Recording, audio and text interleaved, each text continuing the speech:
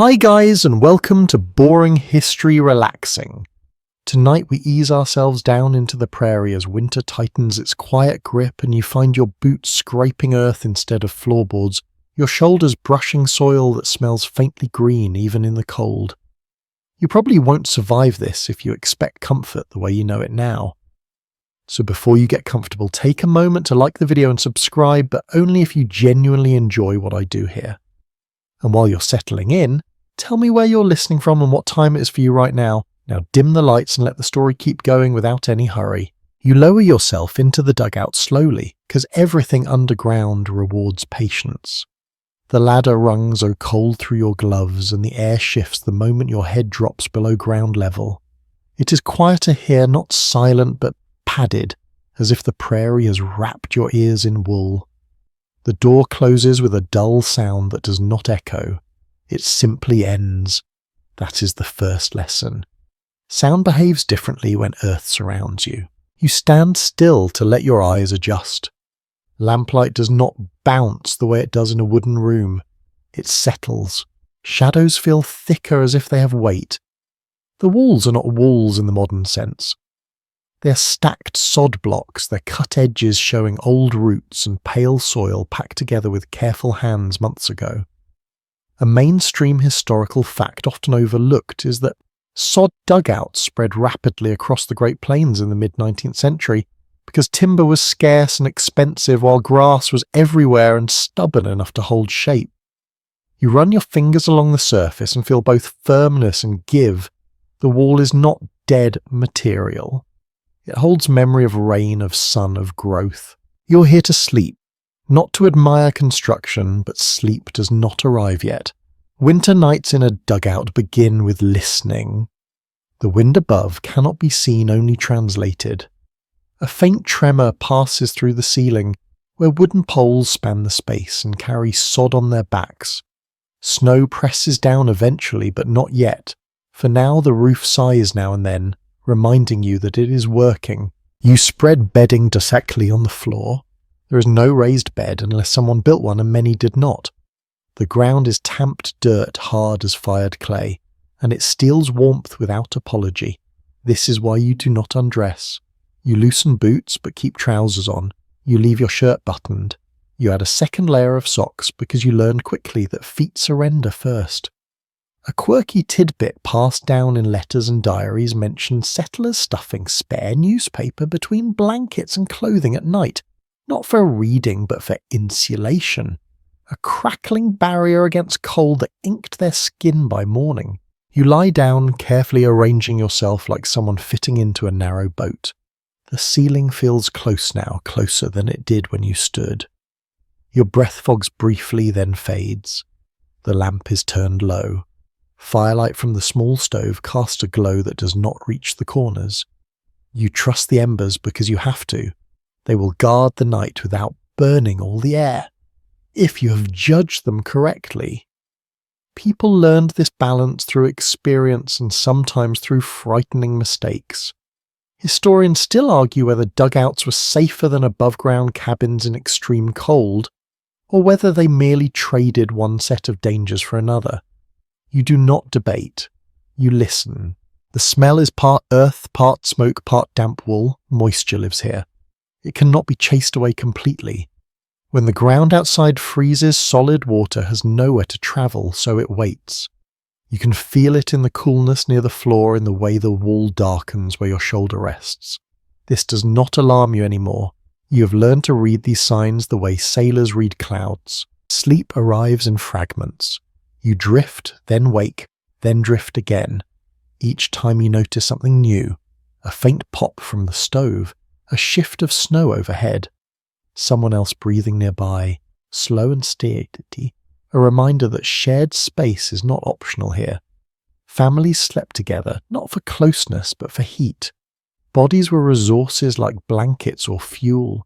Children adapted quickly. Adults complained silently. At some point the wind strengthens. You do not hear it directly. Instead, a thin draft snakes along the floor and brushes your ankles. You tuck the blanket tighter. The dugout does not leak dramatically. It seeps. That is its way. You think of the prairie above, open and white stars sharp enough to cut. Down here, the sky is memory only. There is fear, but it is not loud. It is the kind that sits in the chest and waits to see if you will feed it. You do not. You remind yourself that this shelter has held before. Others slept here last night. Others will sleep here tomorrow. Survival on the plains was rarely heroic. It was repetitive, careful, and deeply boring. That is why it worked. Your breathing slows. The ceiling stops creaking for a while. Snow has begun to settle, adding weight that insulates as much as it presses. You feel cocooned, not buried. There is a difference, and people who lived this way understood it instinctively. They did not romanticize Sod, they respected it. As sleep deepens, dreams grow heavier, shaped by darkness and closeness. When you shift, the earth does not answer back. It absorbs the movement. That is perhaps the greatest comfort of all. The world has gone quiet enough to let you rest. The cold does not announce itself when you wake. It is already there, settled into the dugout the way dust settles on shelves quietly and without asking permission. You open your eyes and nothing looks different, but your body knows. The air feels heavier in your lungs, cooler with each breath. You have not escaped winter by going underground. You have simply changed how it reaches you. You stay still for a moment, listening again. That habit forms quickly. Above ground, cold comes with wind, with noise, with motion. Down here, cold is patient. It waits. It sinks into objects and stays there long after the night should have loosened its hold. Even when the prairie warms briefly during the day, the dugout remembers. Earth does not forget temperatures easily. You pull the blanket higher, though you never really let it drop. Sleep in a dugout is layered and not just with cloth. You sleep inside yesterday's warmth and last night's decisions. If you bank the fire well, the chill is tolerable.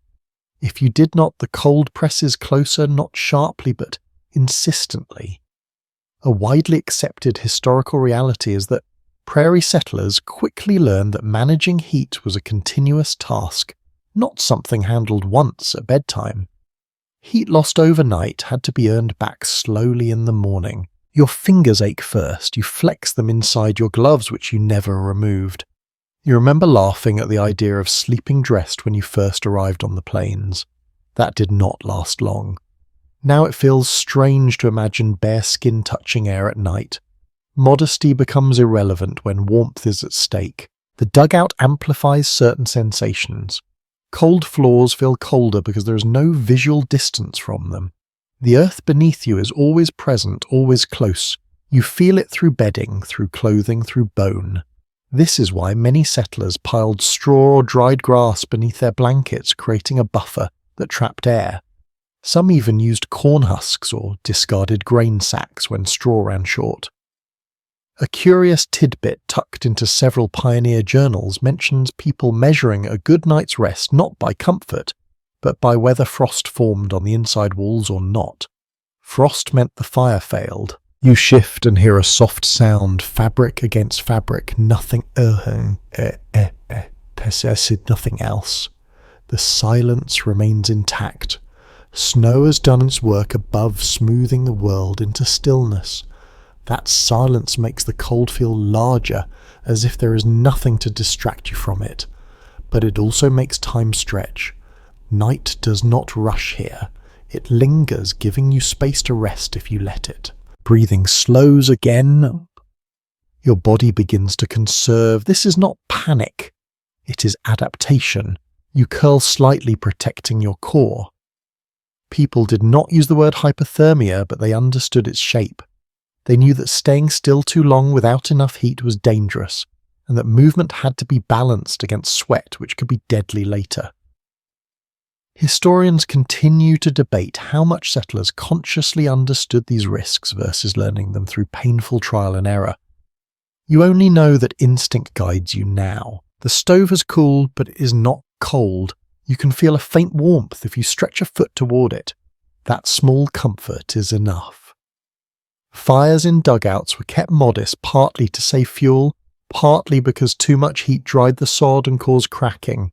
Everything here is compromise. Warmth, air, safety and sleep negotiate constantly. You think briefly of those who slept in frame houses nearby, their walls thinner, their rooms draftier. Some wrote that dugouts were warmer in winter and cooler in summer, though darker and damper. Others hated them deeply. Memory tends to sharpen discomfort and soften utility. At this moment you are grateful for the earth pressing in around you, even as it steals heat. It shields you from wind, from exposure, from the endless horizon that can make a night feel too large. Your nose picks up the scent of cold soil, again sharper now. It is not unpleasant. It smells stable. That matters. Familiar smells reassure the mind, especially when conditions are harsh. Settlers spoke often of learning to trust sensory cues rather than clocks or calendars. The dugout teaches you this quickly. Sleep returns in waves. You drift, wake, adjust, drift again. Each time the cold feels slightly different, not stronger or weaker, just redistributed. It moves as you do. It collects where fabric thins, where bodies separate. You edge closer to warmth without fully waking, an unconscious calculation perfected over many nights. At some point the cold stops feeling like an enemy and starts feeling like a condition. It exists and you work within it. This mental shift is subtle but crucial. People who survive prairie winters often describe reaching a point where fighting the cold exhausted them more than enduring it. Acceptance conserved energy. That acceptance begins here in the dark, half asleep. Your breathing deepens again. The dugout holds steady. Snow continues to settle above, adding another layer between you and the sky. Down here the cold never fully leaves, but it also never overwhelms. It becomes part of the background, like the low hum of silence. You rest inside that balance, learning without effort how winter lives underground. By the time you wake again, the dugout smells stronger, as if the walls have decided to speak a little louder. Sod does that. It releases scent depending on temperature and moisture, a quiet language you learn to understand. The air carries a mix of cold soil, dried grass, and last night's smoke, all layered together without sharp edges.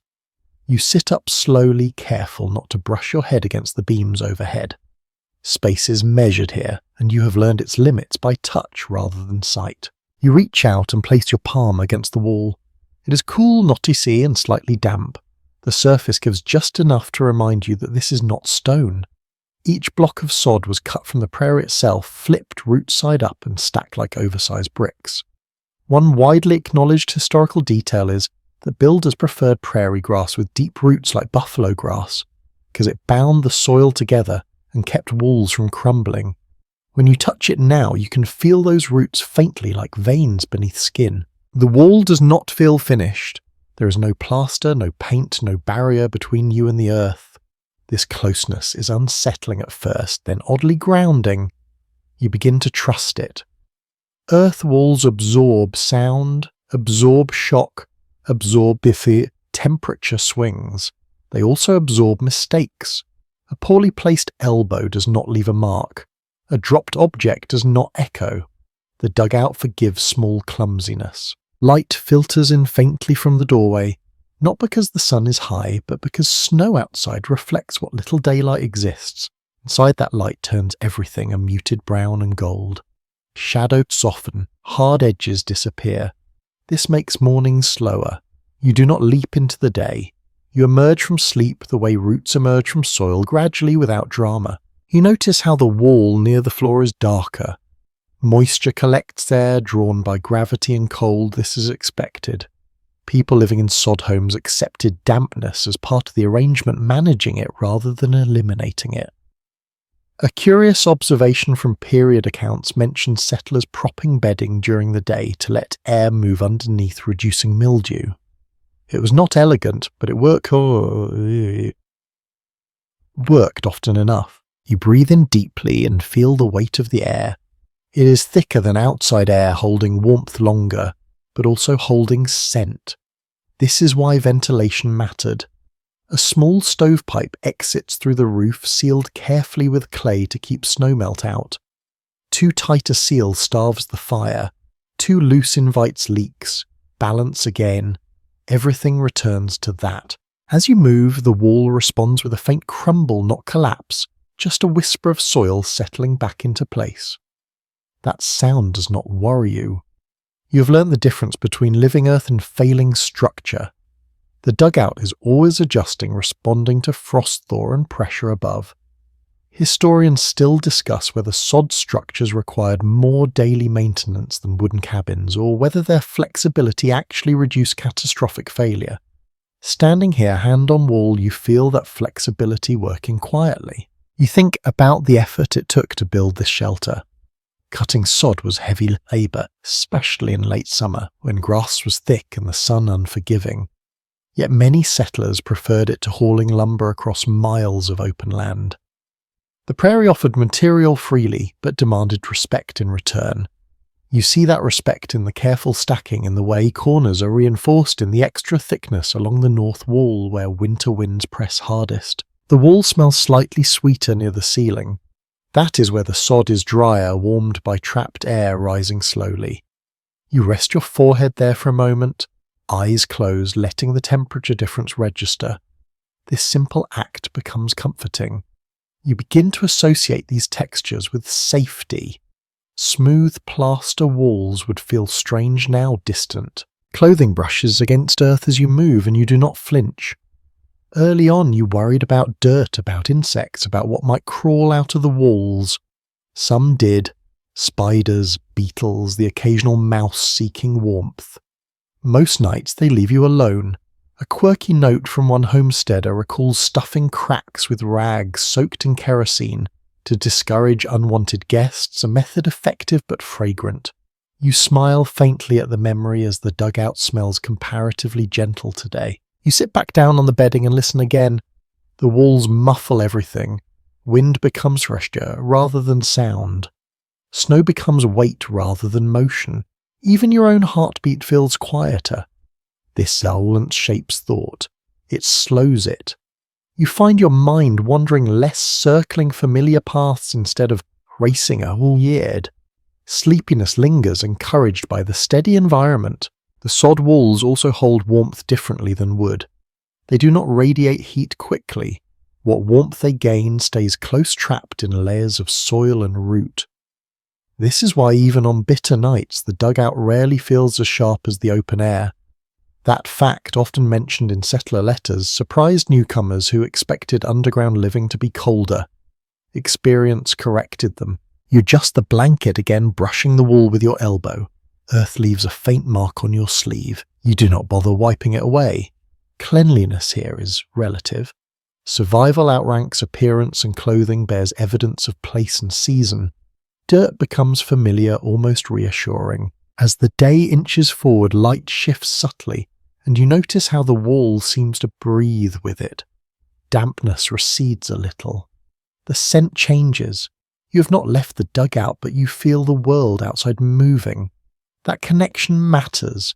It keeps you oriented even underground. Eventually you lie back down, not because it is time to sleep again, but because resting feels natural here.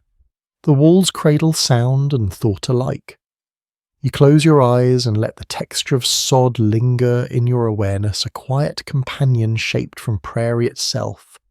Earth holds you not tightly, just enough. You become aware of the ceiling before you think about it. Not visually at first, but through sound and pressure. Lying on your back, you sense it hovering close above your face, low enough that you instinctively keep your movement small. The beams overhead creak softly, not in complaint, but in conversation with the weight they carry. Snow has arrived in earnest now, and it settles the way snow always does on the prairie, gradually and without mercy. The ceiling is not smooth, it is a layered thing. Rough wooden poles stretch across the dugout laid side by side, their bark sometimes left on, because stripping it took time settlers rarely had. Over those poles lies grass, then earth, then whatever weather has decided to add. Settlement records make clear that this method of roofing was not improvisation, but adaptation borrowed from indigenous earth lodges and refined through necessity. People trusted what worked regardless of where the knowledge came from. As you lie there, you listen to the roof working. A faint shift, a soft settling sound, then stillness again. Snow presses downward, but it also insulates ceiling cracks and muting temperature swings. This is one of the quiet advantages of sleeping underground that letters home often mention with surprise. The roof does not just protect, it moderates. You lift a hand and trace the air above your face, stopping well short of touching anything. You have learned the limits by accident, already bumping knuckles or brushing hair against dirt. The ceiling teaches awareness. You cannot forget it is there. In this way it feels almost watchful, a presence, rather than a structure. Moisture gathers differently overhead. Warm air rises slowly, meeting cold sod, and sometimes condenses. You have seen droplets form and fall, landing on blankets or faces at the wrong moment. To prevent this, many dugout builders layered extra grass or straw between sodden beams, creating a crude insulation barrier. One small but telling detail preserved in pioneer journals describes people hanging scraps of cloth from the ceiling to catch drips, a quiet solution to a persistent annoyance. You shift slightly and the ceiling answers with a muted creak. The sound does not frighten you. Experience has taught you the difference between normal movement and danger. A collapse would announce itself very differently.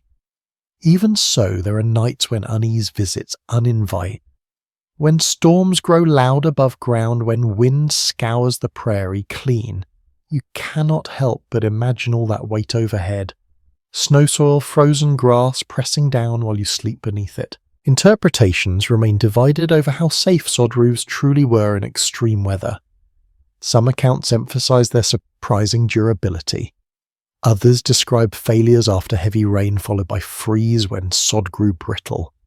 You live somewhere between those arguments, trusting the shelter because you must, while staying alert to its moods. The ceiling also shapes your dreams. Darkness feels thicker, here closer. You dream of earth and pressure of being held rather than falling. Many people later recalled that sleeping in dugouts produced heavier dreams. Not nightmares necessarily, but dense ones, slow and vivid. Whether this was psychological or physical is unclear, but the pattern appears often enough to be notable. Sound travels strangely through sod.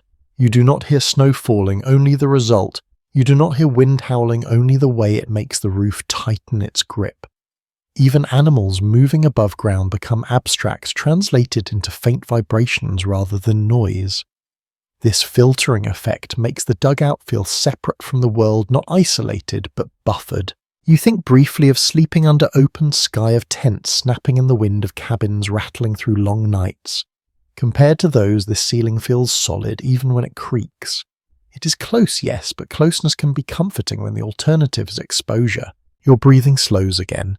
You stop watching the ceiling and let it fade back into awareness rather than focus.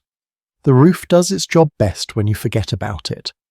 Snow continues to accumulate above, quietly increasing the insulation that will keep you warmer through the coldest hours before dawn.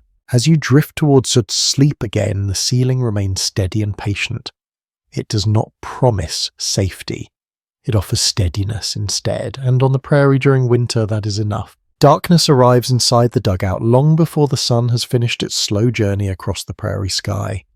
You notice it in the way corners dissolve first, then shapes until the room feels smaller without ever changing size. Light behaves differently underground. It does not spread. It settles where it is placed and refuses to travel far.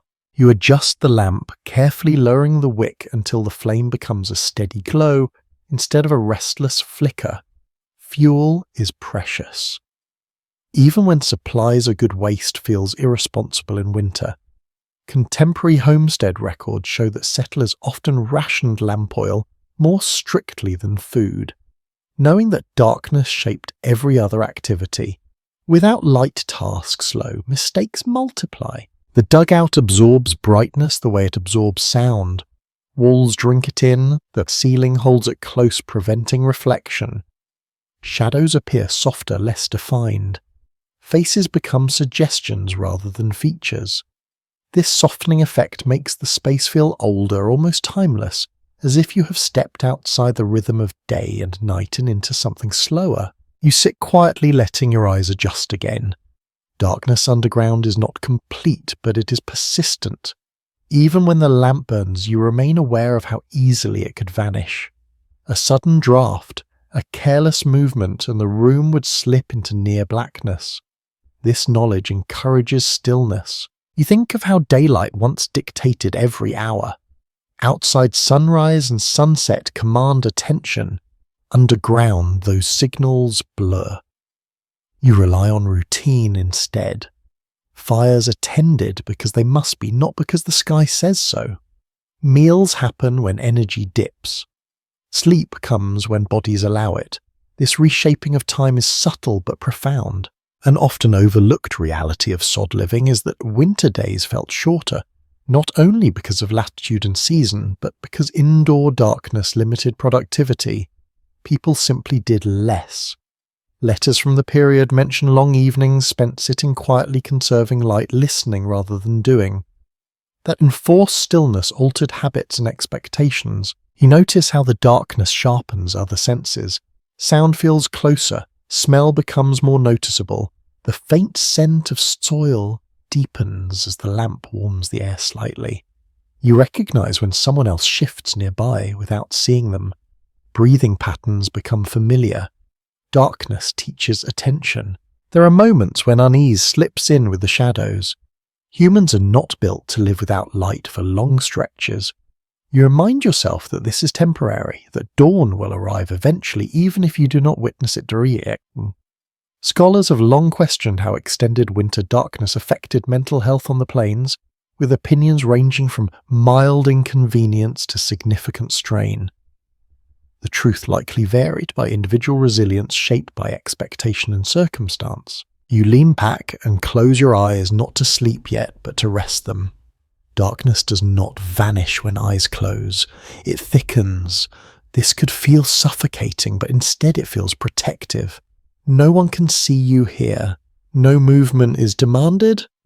The world is narrowed to a manageable size. A small but memorable habit noted in several diaries describes settlers arranging reflective objects near lamps to stretch limited light further.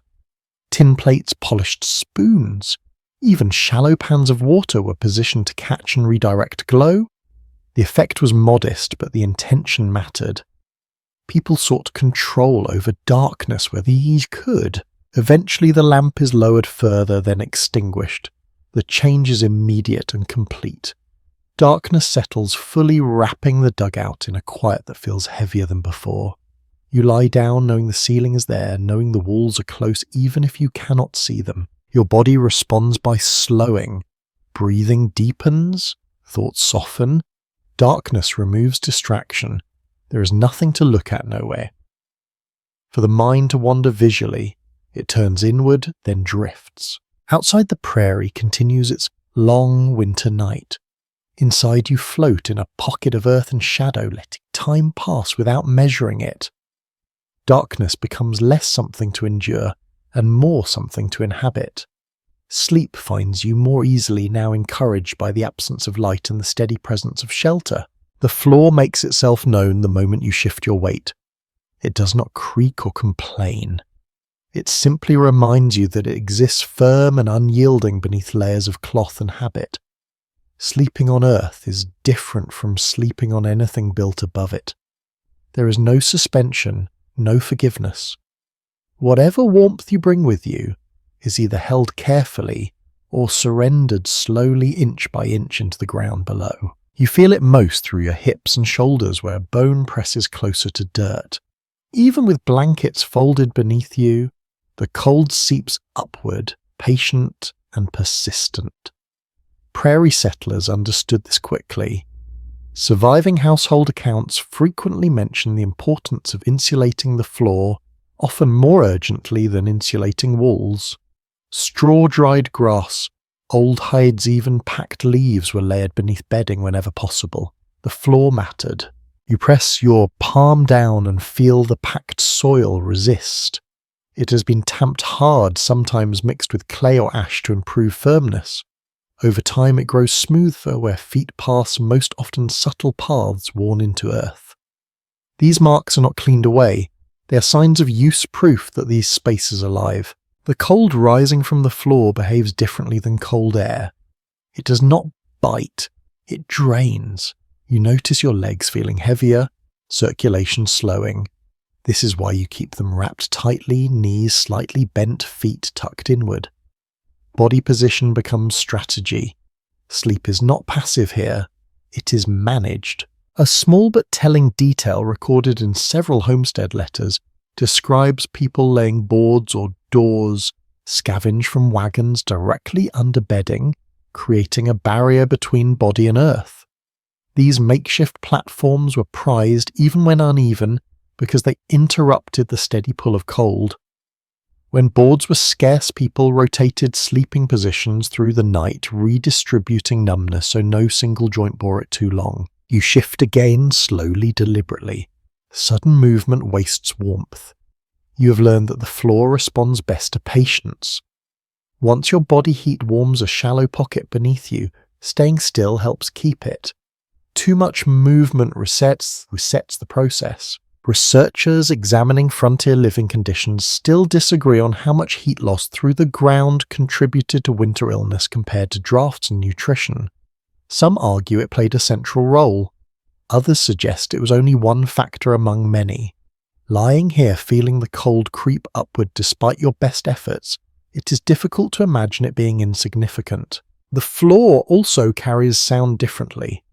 Footsteps above ground are softened before they reach you. Inside, your own movements are muted. Fabric sliding against dirt produces a whisper rather than a scrape. This quiet encourages gentler motion. You learn to roll rather than shift to adjust without breaking the stillness. Moisture lingers near the floor more than anywhere else. On some mornings you wake to find the ground cool and slightly slick condensation gathered, where warm air settled overnight. This dampness is not dramatic, but it requires attention. Bedding is lifted during the day. Blankets are aired when weather allows. Neglect invites mold and sickness. Care becomes routine. You remember how strange it felt at first to place your bed directly on its earth, how temporary it all seemed. Over time, that feeling fades. The floor becomes familiar, predictable. You know where it dips slightly, where it rises near the wall? Your body maps it unconsciously, avoiding discomfort even in sleep. As the night deepens, the floor continues its slow exchange with you. It takes warmth, yes, but it also gives steadiness. There is no sway, no vibration, no shifting foundation. In storms, when wind rages above and structures creak elsewhere, the floor remains unchanged. That constancy is comforting. You draw the blanket closer one last time and let your muscles relax as much as they dare. The earth beneath you holds firm, indifferent, but reliable. Sleep returns shaped by pressure and stillness, grounded in the literal sense of the word. Moisture makes itself known before you see it. It arrives as a feeling first, a coolness that settles on skin and fabric and refuses to leave quickly. You wake with the sense that the air has weight, not enough to press, just enough to cling. Your breath lingers longer than it should, hanging faintly in front of your face before dissolving into the dimness. You inhale slowly and recognize the smell. It is sharper than last night, touched with wet earth and wool. The dugout has been breathing while you slept. Warm air rose, met cold sod, and surrendered some of itself. That exchange happens every night in winter, quietly and predictably. Notes from Prairie households repeatedly show that dampness was not a surprise to settlers, but an accepted condition they worked around daily. You sit up and feel the blanket brush against your cheek slightly. Cool, not soaked, but no longer dry either. This is the kind of discomfort that builds if ignored. Moisture steals warmth far faster than cold air alone. People learned that lesson early, sometimes painfully. You lift the blanket and give it a gentle shake, letting air pass through, even though there is little air to spare. The walls nearest the floor are darker again. You touch one with your fingertips and feel a faint slickness. It is not dripping, it is holding. Earth does that when winter locks water in place. This does not mean the dugout is failing, it means it is behaving as expected. You shift your bedding slightly away from the wall, creating a narrow gap. This small adjustment makes a difference. Air needs paths, even slow ones. One quietly odd habit surfaces in winter journals describing people propping bedding on sticks or spare tools during the day so moisture could escape downward rather than linger. It looks awkward, but it works well enough. Breathing becomes a conscious act for a moment. You take slower breaths, deeper ones to avoid adding more moisture than necessary. The stove has cooled overnight, and without its gentle pull, the air feels more stagnant. You make a mental note to open the door briefly later, even if it means letting cold rush in. Fresh air is worth the cost. The dugout teaches compromise again. Too much ventilation invites cold and snow. Too little traps dampness and smoke. You have learned to judge by smell and by feel rather than rules. When the air tastes heavy, it is time. When your skin feels clammy, it is time. You remember how strange it felt at first to worry about breath itself. Breathing is automatic in open spaces. Here it becomes part of daily calculation. Evidence from settlement records reveals that people were keenly aware of air quality long before modern language existed for it. Headaches, dizziness, and persistent coughs were linked in memory to poorly vented spaces. There is still debate among historians about how dangerous sod dugouts truly were in terms of air circulation. Some argue that their porous walls allowed more exchange than wooden cabins. Others point to numerous accounts of illness tied to smoke and dampness. As with many things on the frontier, reality likely depended on skill, vigilance, and luck. You rub your hands together to warm them, then pause. Excess movement creates sweat, and sweat feeds moisture. Even comfort has to be measured. You wipe condensation from the inside of a metal cup nearby, surprised by how much gathered overnight. It is a quiet reminder of how much water your body releases without notice. The air carries sound differently now. Each breath feels louder. Fabric movements whisper more clearly. The dugout seems to listen along with you. This heightened awareness could be unsettling, but it has become familiar.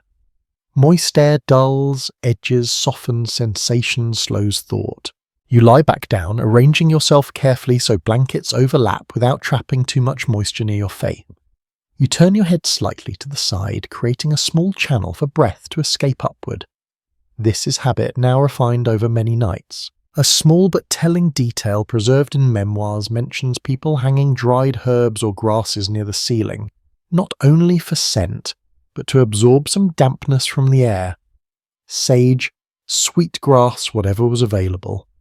The effect was modest, but the intention mattered. People wanted the dugout to feel less heavy, less closed. As the night deepens, again, moisture settles into a temporary balance. Your body heat warms a pocket of air around you. The walls hold steady, the ceiling remains quiet. Outside, snow continues its slow work, sealing the world in white. You stop thinking about dampness directly. It fades into the background, becoming another condition rather than a threat. That shift is important. People who endured prairie winters often described learning which discomforts required action and which could be tolerated. Moist air belonged to the second category most nights. Your breathing evens out. The air no longer feels quite so heavy. Perhaps the stove still radiates a trace of warmth. Perhaps your body has adjusted. Either way, the dugout remains livable, and livable is enough. Sleep returns, gently wrapped in the scent of earth and wool, carried on slow breaths that no longer need your attention. The dugout breathes with you steady and quiet until awareness fades again. You never fully undress anymore, not even in sleep.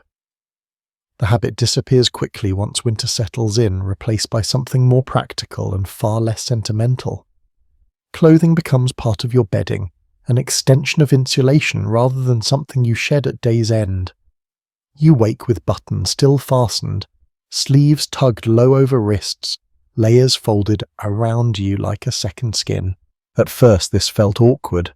Clothes bunch, seams press into places you notice only when lying still, but discomfort fades faster than cold and the body learns priorities. Sleep dressed is warmer sleep and warmth matters more than ease. Observations from frontier households consistently show that people slept in nearly all their daytime clothing through the coldest months, removing only boots if they could risk it. You shift slightly and feel fabric slide against fabric, wool against cotton layers, trapping air in small pockets. Air is the goal. Trapped air warms quickly and stays put if you do not disturb it. This is why loose garments work better than tight ones, a lesson learned without science, simply through experience. You remember tightening a belt once and waking colder for it. Your coat lies folded nearby, not worn, but close enough to pull over your torso if the night turns sharper. It smells faintly of smoke and cold wind, a reminder of the world above. You do not mind. Familiar scents anchor you. They tell your body where it is and what to expect. Hands are hardest to manage. Gloves restrict movement, but bare fingers ache. You compromise slipping hands inside sleeves, tucking them against your chest when cold grows persistent. This posture becomes automatic even in sleep. You curl inward, conserving heat the way animals do. No one taught you this directly. You learned by waking less often when you did it. One unexpectedly practical trick remembered in winter memoirs describes people sewing small pockets inside nightshirts to hold warm objects like stones heated near the stove. The stones cooled quickly, but they offered comfort long enough to ease someone into sleep. You do not have a warm stone tonight, but you understand the impulse. Breathing changes when you sleep clothed. Fabric near your face warms the air slightly before it reaches your lungs. You turn your head to avoid breathing directly into blankets, knowing moisture gathers there. This balance between warmth and dampness occupies your thoughts briefly, then slips into habit. There is also the matter of readiness. Sleeping dressed means you can move quickly if needed. Fires shift, storms intrude. Animals sometimes find their way too close. Accounts from the plains frequently note that people valued being able to stand and act within moments of waking, especially during blizzards or emergencies. Clothing stayed on because hesitation could cost too much. You remember nights when wind forced snow through small gaps around the door, dusting the floor in pale grit. On those nights, staying dressed felt less like precaution and more like necessity. Even now, with the dugout holding steady, the habit remains. Layers press differently as you lie on your side. Buttons dig slightly. You adjust them with practiced fingers, loosening here, smoothing there without fully waking. These small adjustments keep sleep from breaking entirely. The body learns to solve problems quietly. There is some disagreement among researchers about how effective clothing layers were compared to heavier bedding alone. Some suggest that thick quilts mattered more. Others point out that bedding compressed beneath the body loses much of its insulating value, making clothing essential. From your place on the floor, feeling the ground pull steadily at your warmth, the answer feels clear enough. Your feet remain the most stubborn. Socks pile over socks, sometimes mismatched, sometimes worn thin. You rub them together, slowly generating a bit of heat before settling again. Boots stay nearby, turned on their sides so moisture can escape. Putting on frozen boots in the morning is an experience you avoid whenever possible. Clothing also carries memory. Each piece has a story, a season, a repair stitched in low light. Wearing it to sleep feels like carrying your day with you into the night. There is no sharp divide between labour and rest here. One flows into the other. You think briefly of modern beds, of slipping into clean sheets, wearing nothing but sleep. The thought feels distant, almost abstract. Here sleep is not an escape from the day, but a continuation of it, quieter and slower. As the night deepens, layers shift and settle. Warmth stabilizes. You stop noticing individual garments and feel instead a general cocoon held together by wool-cotton habit and necessity. The dugout remains quiet, the ceiling steady, the walls close. Your breathing evens out again. Sleep arrives without ceremony, carrying you under while fully dressed, ready for whatever morning decides to bring. The prairie waits above. Underground, you rest inside the careful choices that keep winter at a distance. Sleep is never entirely solitary here. Even when eyes are closed and thoughts drift, you remain aware of other bodies nearby. Breathing overlaps, blankets brush, a knee shifts inches away. Space is shared not out of intimacy but necessity. Warmth collects where people gather and winter makes no allowances for personal preference. You wake briefly to the sound of someone exhaling a little too sharply, then settling again. It does not alarm you. This rhythm has become familiar, almost reassuring. In the open prairie, isolation can feel dangerous. Underground closeness signals safety. You know someone else is awake if you need them. You know someone will notice if the fire fades too low. Family members often slept in a single room, sometimes all in one long line along the wall, sometimes clustered around the stove. Period descriptions of sod dugouts consistently show that privacy was limited or non-existent, especially at night. Curtains or partitions were rare luxuries. Sleep happened where space allowed. You adjust your position carefully so as not to disturb anyone. Movement ripples outward here. One shift causes another. People learn to roll slowly, to rise quietly, to communicate with small gestures rather than words. Nighttime demanded cooperation. Children adapt fastest. They sprawl without concern, drawn instinctively toward warmth. You feel a small foot press against your calf, then relax as sleep deepens again. No one scolds. There is no point. Bodies find their own arrangements in the dark. Shared sleep brings shared smells. Wool, smoke, earth, breath. These scents mingle until they become the scent of the dugout itself. It is not unpleasant, just dense. You recognize when something changes. A cough that lingers too long. A smell that suggests dampness spreading. Awareness sharpens when many people rely on the same air. One quietly human detail preserved in homestead recollections mentions families synchronizing sleep positions to manage space, turning at roughly the same time to avoid tangling limbs. It sounds unlikely until you live it. Then it feels inevitable. Patterns emerge without instruction. The presence of others shapes how deeply you sleep. You do not fully surrender awareness. Part of you remains alert, listening for changes in breathing or movement. This light vigilance becomes background, not exhausting, just present. It is the same awareness that kept people alive through storms and illness. You rest, but you do not disappear. There is disagreement among historians about whether communal sleeping improved survival rates during harsh winters or merely reflected limited space. Some argue that shared warmth reduced cold-related illness. Others point out that close quarters also spread sickness quickly. Both interpretations find support in personal accounts, which often mention both comfort and risk in the same breath. You feel the subtle rise and fall of another person's breathing through the bedding. It anchors your own rhythm. Breaths slow together, then deepen. Sleep becomes collective, a quiet agreement to rest at the same pace. Night sounds are muted by bodies as much as by earth. Blankets absorb noise, movement is cushioned. Even the stove seems quieter when surrounded by sleepers.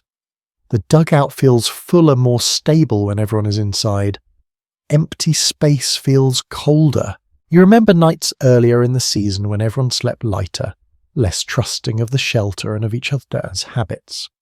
Over time, familiarity softened that edge. You learned who kicked in their sleep, who talked softly, who woke first. Predictability breeds calm. There is also comfort in knowing you are not alone with your thoughts. Worries shrink when shared space surrounds you. The presence of others grounds you in routine. Morning will come, tasks will follow. You're part of a small system that functions best when everyone rests. A small but revealing note from Prairie letters describes parents positioning children between adults on the coldest nights, using their own bodies as buffers against drafts. It was not spoken of as sacrifice, it was simply what made sense. You shift again, feeling warmth redistribute. Someone murmurs unintelligibly, then settles. The sound is soft, almost swallowed by earth.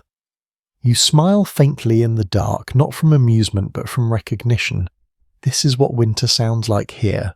As sleep deepens, boundaries blur further. Individual blankets overlap, heat pools. Awareness fades just enough to let rest take hold. You trust the others to keep the fire, to notice the door to wake if something goes wrong. They trust you in return. The dugout holds all of you together. Walls, close ceiling, steady. Shared space becomes shared endurance. In the dark, surrounded by breath and warmth, you drift back under, carried not just by earth but by quiet human presence. The prairie has a way of teaching agency, but winter perfects it. You realize this as you wake in the dugout and notice how little there is to hear. No birds, no insects. Even the wind feels distant, its voice softened before it ever reaches you. Snow has covered the land above, like a heavy blanket pressing sound flat. What remains is not emptiness, but a low, steady quiet fills the space instead of echoing through it. You lie still and listen anyway. Habit keeps you alert. The silence here is not absolute. It has texture. There is the slow breath of someone sleeping nearby, the faint tick as a coal settles in the stove, the nearly imperceptible shift of sod responding to temperature. These sounds are small enough that you have to let your attention widen to catch them. People who lived through prairie winters often remarked on this muted world. Letters and recollections from the plains tend to agree that heavy snow transformed sound itself, making distance hard to judge and movement feel unreal. Travellers described shouting and hearing their own voices, swallowed almost immediately as if the land refused to carry them. Inside the dugout, that effect intensifies. Earth absorbs what little noise remains. Even your own movements seem quieter than they should be. When you turn your head on the blanket, the sound is a whisper. When you shift your weight, the floor answers with nothing at all. Silence becomes the default state. At first, this quiet felt unsettling. Your mind expected cues. Without them, thoughts wandered looking for something to latch onto. Over time, the silence became familiar. You learned to rest inside it rather than resist it. Winter nights encouraged that skill whether you wanted it or not. You notice how the silence sharpens awareness. A small sound carries meaning. A cough matters. A change in breathing draws attention. In this way, quiet keeps everyone connected. You are listening even when you think you're asleep. An almost throwaway detail appears repeatedly in pioneer diaries describing how people could hear snow sliding off distant roofs at night, the sound travelling clearly through the still air. Inside the dugout, you do not hear that.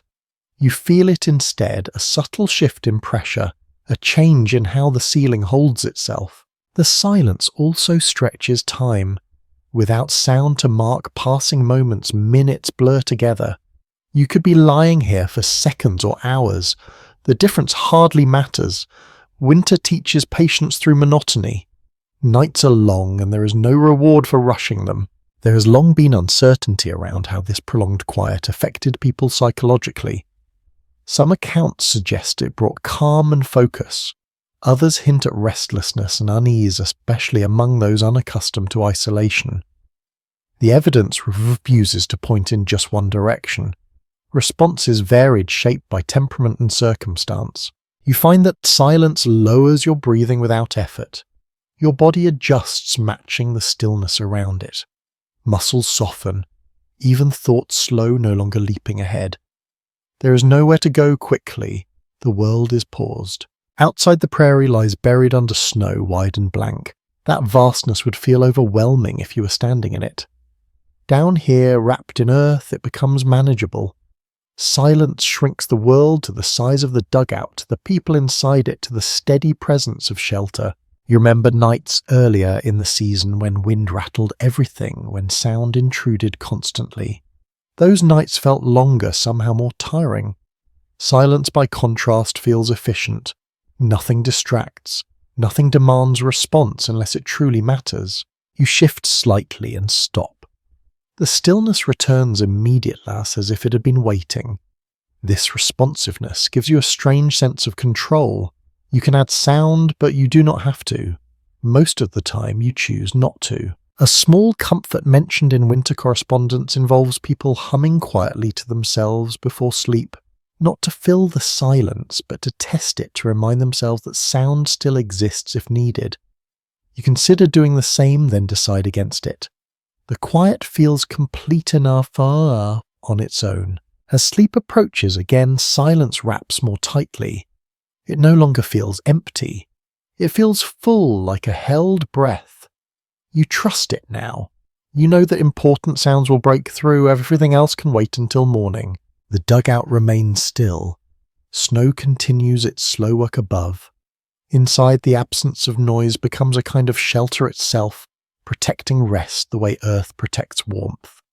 You let that quiet carry you downward deeper into sleep, where even listening is no longer required. Fire does not dominate the dugout, it accompanies it. You wake with the awareness of warmth first, not heat, just a gentle presence that tells you the night has not gone unchecked.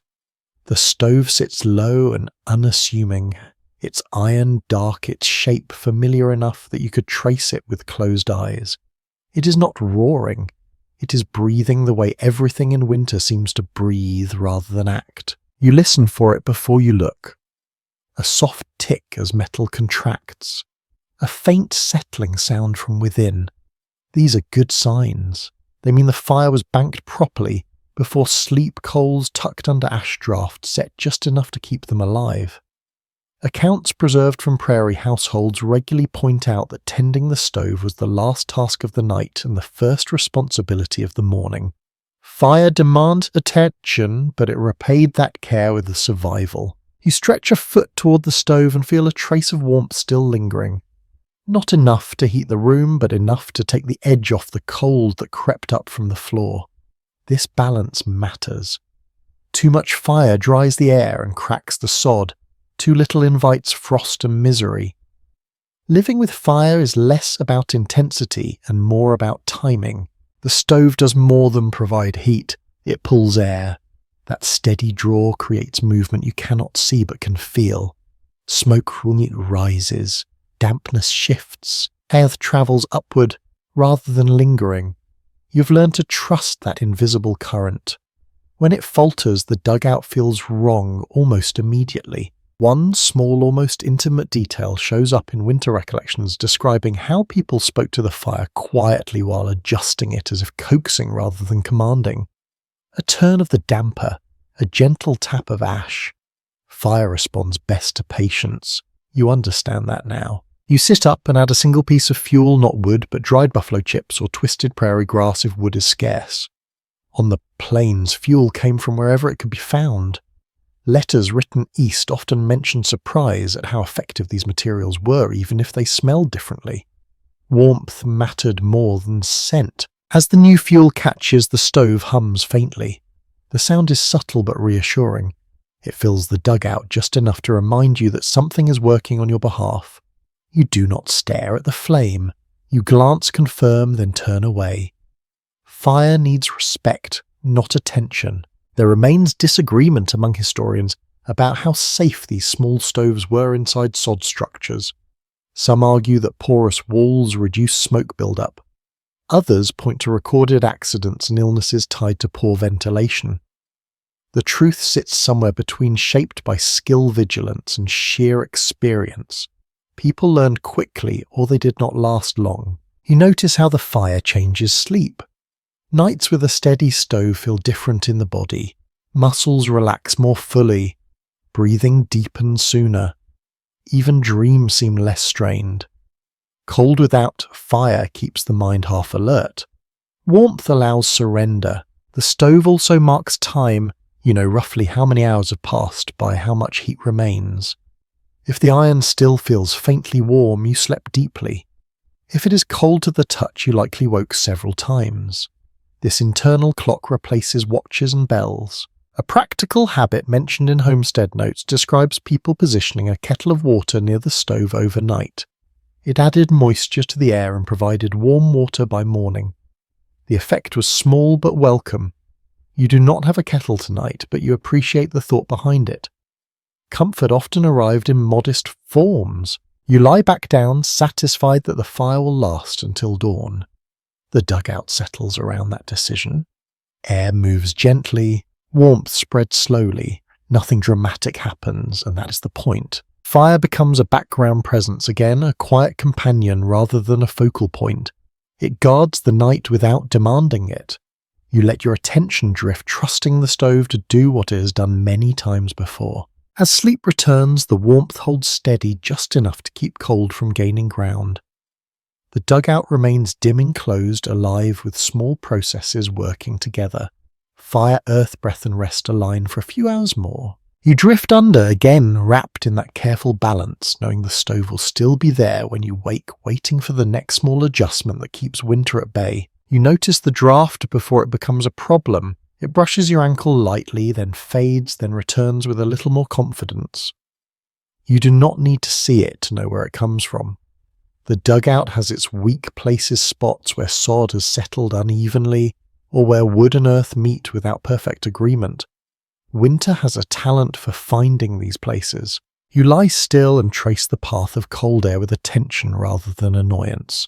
Drafts in a dugout do not rush. They creep, testing gaps slowly. You feel it slide along the floor, then curl upward just enough to reach you. This is information, not discomfort.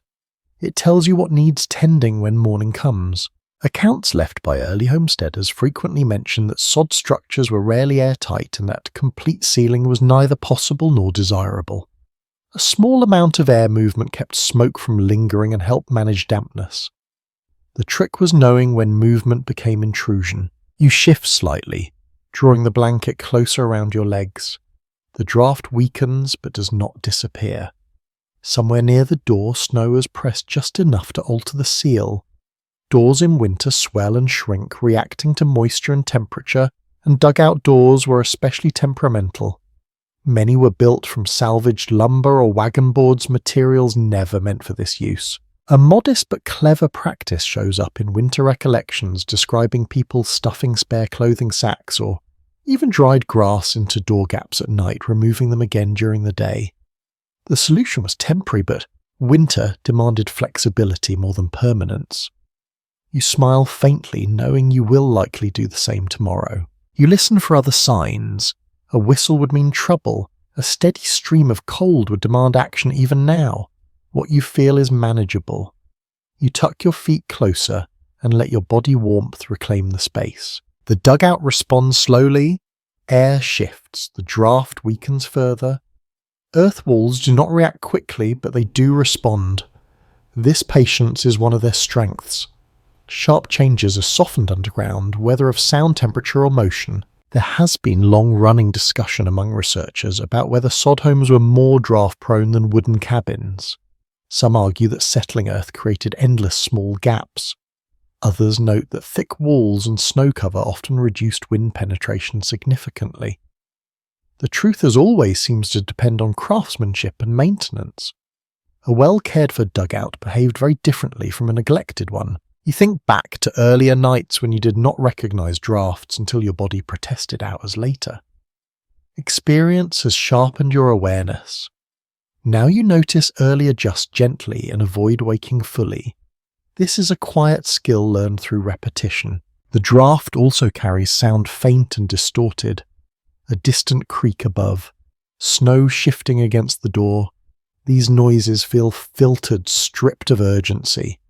The dugout translates the outside world into something less threatening, even when winter insists on reminding you of its presence. You rest a hand near the wall and feel a subtle temperature difference along its surface. Cold marks the path of the draft like an invisible line. You memorize it without thinking, already planning where to press extra sod or wedge fabric later.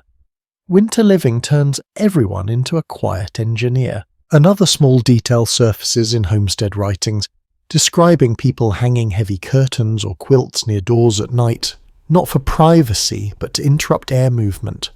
The fabric caught drafts and slowed them, creating pockets of calmer air. It was not elegant, but elegance was never the goal. Your breathing steadies again. The draft has been reduced to a mild sensation rather than a distraction. You let it exist without resistance. Not every discomfort needs elimination. Some only require awareness. The dugout settles further as snow continues to accumulate outside, sealing many gaps naturally. Snow is both threat and ally. It presses, but it also insulates. You feel the air grow slightly more stable as the night deepens. Eventually, the draft fades into the background completely. You stop tracking it. Your body relaxes again, trusting that no sudden change will go unnoticed. The habits you have developed keep you safe without keeping you awake. You shift once more, slower this time, and find a position where warmth holds evenly. The floor no longer pulls as strongly. The ceiling remains quiet, the walls do their steady work. Sleep returns, carrying with it the knowledge that winter will always test the weak spots, but that attention and small adjustments are usually enough. The dugout does not need perfection. It needs care. You drift under, again aware of the world above, but held securely below, resting inside a shelter that answers gently when winter comes looking. You sense the animals before you hear them. It begins as a faint awareness, a feeling that something living is close pressed against the same winter you're hiding from. The dugout does not block that knowledge, it filters it. Sounds arrive softened, translated through soil and snow into gentle signals rather than sharp alarms. You lie still and listen more carefully. There it is, a muted rustle somewhere near the outer wall. Not inside, not threatening, just nearby. Creatures seek the same things you do when winter tightens its grip. Shelter, stillness, a place where wind cannot reach so easily. Prairie winters push animals toward human spaces, whether people welcome them or not. Field mice, rabbits, even stray livestock drift closer to warmth and structure when the cold grows persistent.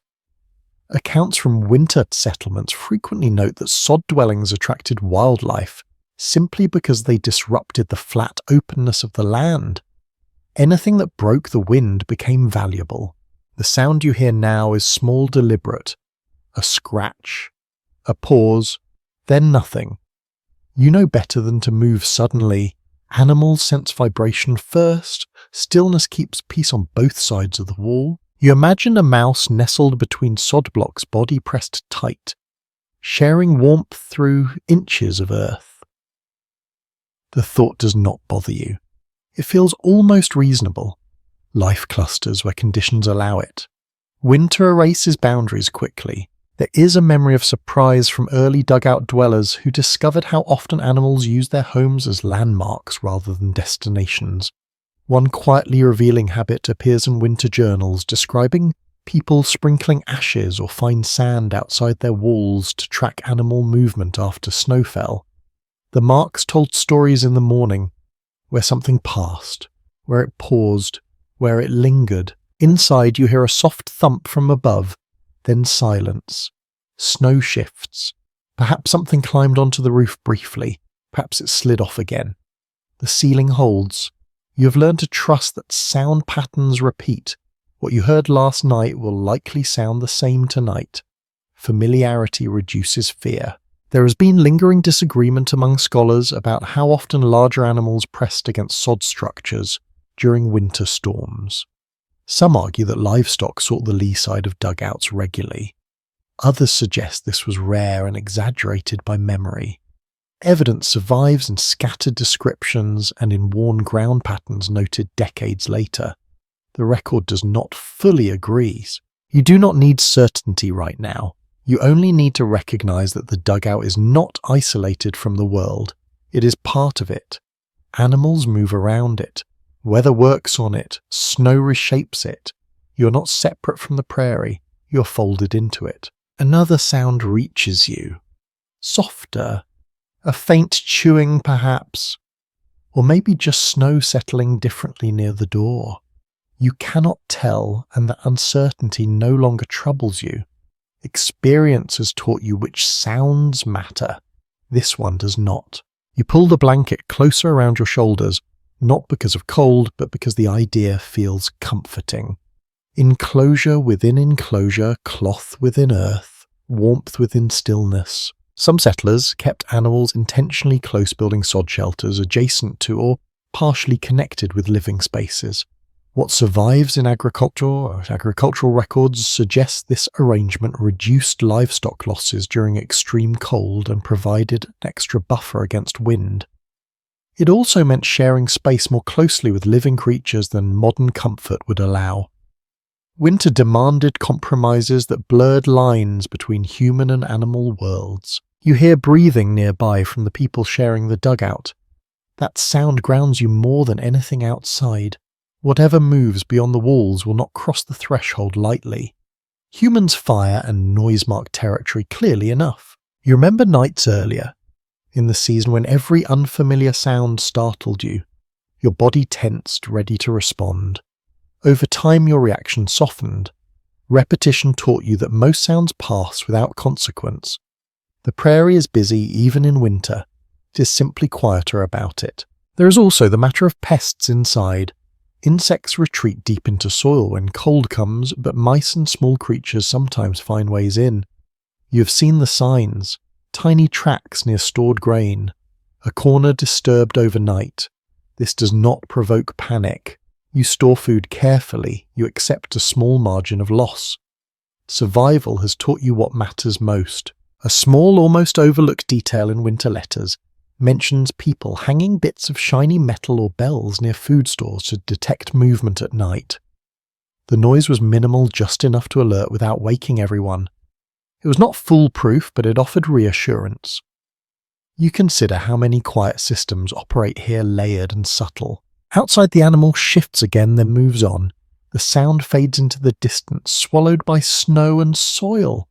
The dugout returns to its steady quiet. You let your attention loosen. You realize that knowing animals are nearby does not increase fear. It reduces loneliness. The prairie feels less empty when life presses in from all sides, even unseen. Winter strips the land of abundance, but it concentrates presence. Interpretations still vary over whether living this closely with wildlife increased stress or fostered resilience among settlers. Some recollections frame it as hardship. Others recall it as a kind of companionship. The truth likely depends on temperament, on whether closeness felt threatening or grounding. For you tonight it feels grounding. You are not the only one enduring the cold. Everything alive is negotiating the same conditions, each in its own way. You adjust your position slightly and feel warmth redistribute again. The ceiling remains steady, the walls hold. Outside, whatever passed has gone elsewhere to rest. Sleep deepens once more. Thoughts drift, slowly shaped by images of earth and movement and quiet life beyond your sight. The dugout cradles you while the prairie continues around it, alive even in stillness. You let that knowledge settle. Winter does not erase life. It compresses it. Down here you rest inside that compression, safe enough, warm enough, listening without needing to understand every sound. You measure the storm by weight rather than sound. That is how it works underground. Snow does not announce itself loudly. It arrives layer by layer, settling onto the roof until the dugout feels subtly different, as if the world has leaned closer. You notice it when the ceiling seems lower, not in fact but in sensation pressure registering somewhere behind your eyes. You lie still and listen, though listening is the wrong word. You sense instead. The beams overhead hold firm, but they do not stay silent. There is a soft compression sound, earth adjusting to earth's sod, accepting what has been placed upon it. Snow presses down evenly, sealing gaps, smoothing roughness, insulating even as it adds burden. Winter journals from the plains often describe this moment when storms stopped being measured by wind and started being measured by accumulation. People wrote about waking to roofs that felt heavier, not because they sagged visibly, but because the air itself seemed denser. Snow changed the character of shelter. You reach up, instinctively stopping your hand well short of the ceiling. Touching it would change nothing, but the impulse remains. Awareness of what rests above you never fully fades. It sharpens during storms like this, when you know the roof is carrying more than usual. The snow above does important work. It muffles sound further. It traps warmth. It fills tiny channels where cold air once slipped through. The dugout feels steadier with each inch added. This is the paradox of winter shelter. The same force that threatens also protects. A small detail remembered in homestead accounts describes people stepping outside during lulls in storms to shovel snow deliberately against dugout walls, reinforcing insulation rather than clearing it away. The idea feels counterintuitive until you live it. Snow becomes building material when temperatures drop far enough. You adjust your blanket and notice that drafts have nearly disappeared. The air feels more stable now, less restless. Snow has done what fabric and sod could not quite finish. It has sealed the structure into a single quiet unit. At the same time, weight accumulates. You're aware of it in the way the ceiling responds to movement. A soft creak where there was none before. A deeper stillness afterward. You trust the beams because you know how they were placed. Thick poles close together, chosen carefully. What survives in construction notes and settlement recollections suggests that people were meticulous about roof supports, knowing that failure above was unforgiving. There has long been uncertainty among historians about how often sod roofs collapsed under snow load. Some sources emphasize rare but catastrophic failures during heavy wet storms. Others point out that well-built dugouts endured decades without incident. Evidence survives unevenly, shaped by which stories were recorded and which were forgotten. Tonight you exist between those interpretations, trusting experience rather than statistics. You feel a faint vibration pass through the ceiling, then stop, and snow has shifted. Perhaps a small slide, perhaps settling. You do not startle. These sounds have patterns now. Sudden sharp noises would mean danger. This was slow and heavy like breath. The storm continues above without urgency. Time stretches. You have no reason to get up. There is nothing to check that cannot wait until morning. The dugout is doing its work and you have learned when to let it. Another note from winter letters describes people waking to find doors completely buried after overnight snowfall dugouts sealed so thoroughly that daylight entered only through stovepipes until digging began. That knowledge sits quietly in your mind. You imagine the door covered the world above, rearranged without your witness. You breathe slowly, feeling warmth hold more evenly now that snow has thickened overhead. The cold still exists, but it feels farther away.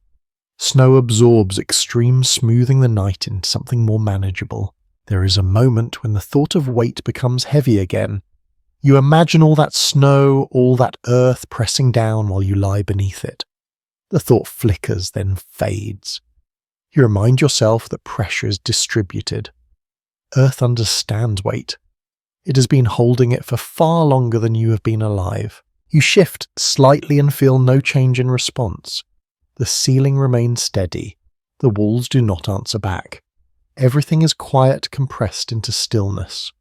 Snow has finished its arrival for now. Interpretations differ on whether this sense of enclosure comforted or unsettled people more over long winters.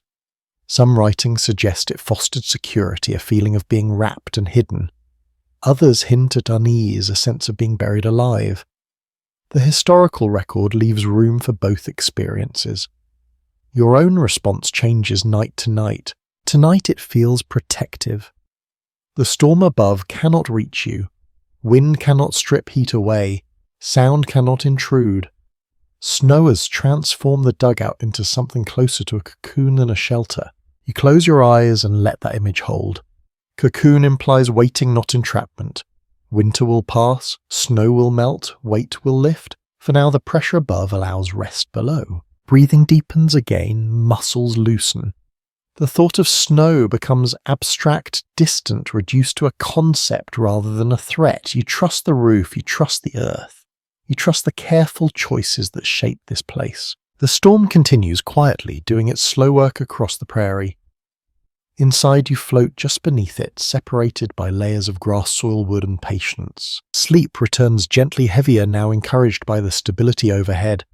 Snow presses down. You rest beneath it, held in place by the very thing that once seemed most dangerous. You wake without urgency, the way you do now in winter, aware before your eyes open that something needs doing. The fire has shifted. You can feel it in the air, cooler and slightly heavier than it was hours ago. Embers do not announce themselves loudly when they fade. They simply stop giving. You sit up slowly, careful not to disturb anyone else. Night tasks are handled quietly, almost instinctively. There is no frustration in it. This is part of the rhythm as ordinary as breathing. Prairie winters trained people to wake without resentment. Complaining wastes energy, and energy is precious.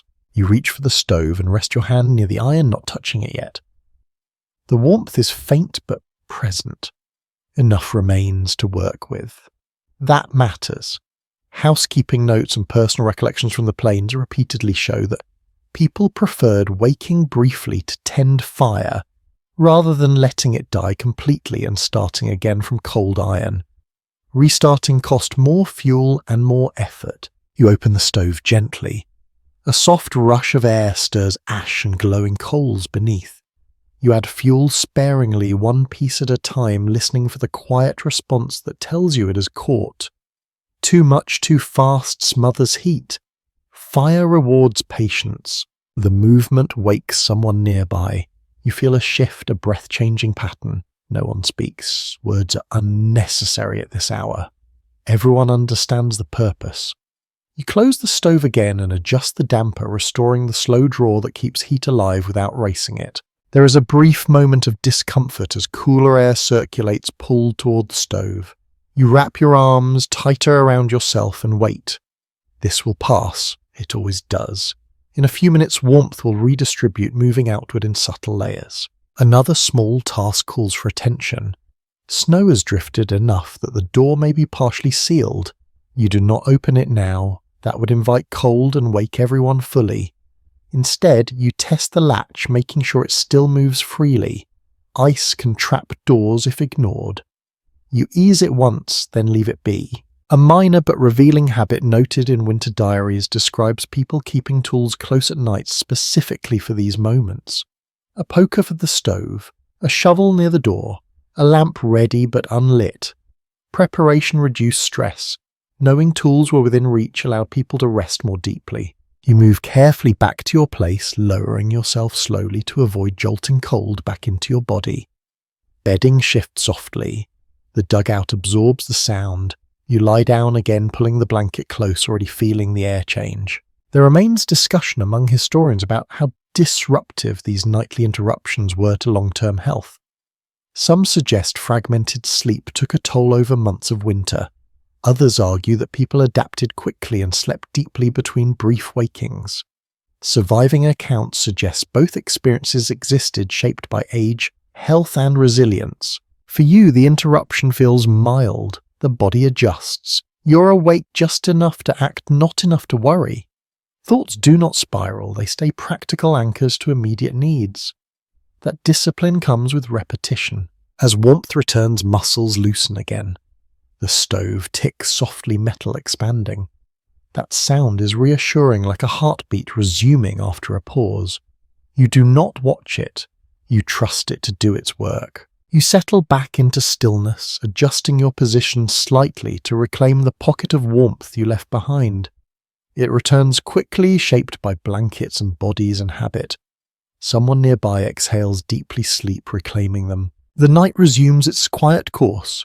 Outside, snow continues to hold the land still. Inside, the dugout breathes again, balanced once more. You close your eyes, knowing there may be another waking before dawn, or there may not. Either way, you are ready. That readiness is what winter teaches best. Not strength or endurance, but calm response. Sleep comes back smoothly without resistance. The brief task has passed. Nothing else demands attention. The dugout remains steady, fire-guarded door.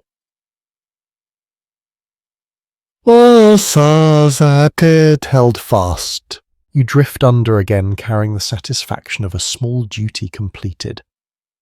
In prairie winters, nights are made survivable not by grand acts but by these quiet moments of care performed without complaint and quickly forgotten. Dreams change shape underground. You notice it not while dreaming, but afterward, when you surface briefly and realize how heavy your thoughts feel, as if they have weight. Sleep here does not skim. It settles. Earth presses close enough to slow the mind, and darkness removes the usual signals that tell dreams when to end. You wake from one such dream with no clear images left behind, only the sensation of depth. It feels as though you have been somewhere enclosed and quiet, somewhere familiar but difficult to describe.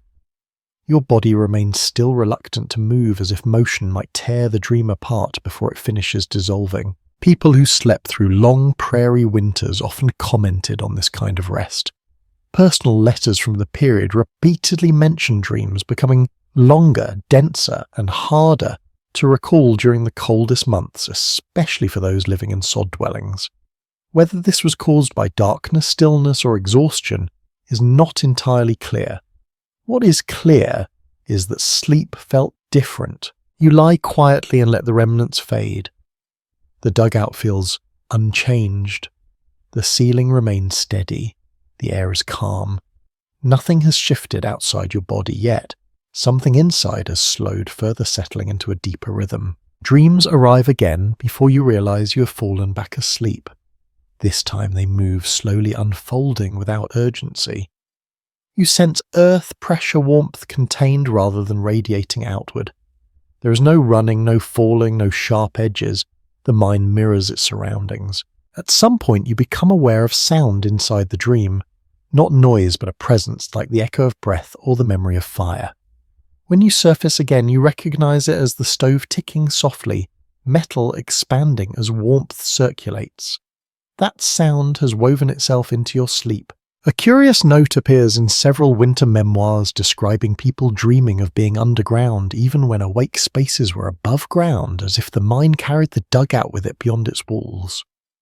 The habit of sleeping close to earth seemed to leave a lasting imprint on the imagination, one that lingered long after winters passed. You're just slightly careful not to disturb the balance you have found. Movement feels heavier now, as if the earth beneath you resists sudden change.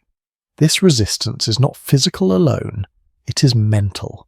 The dugout encourages continuity rather than interruption. There is ongoing uncertainty among researchers about whether these altered sleep patterns were restorative or taxing over time.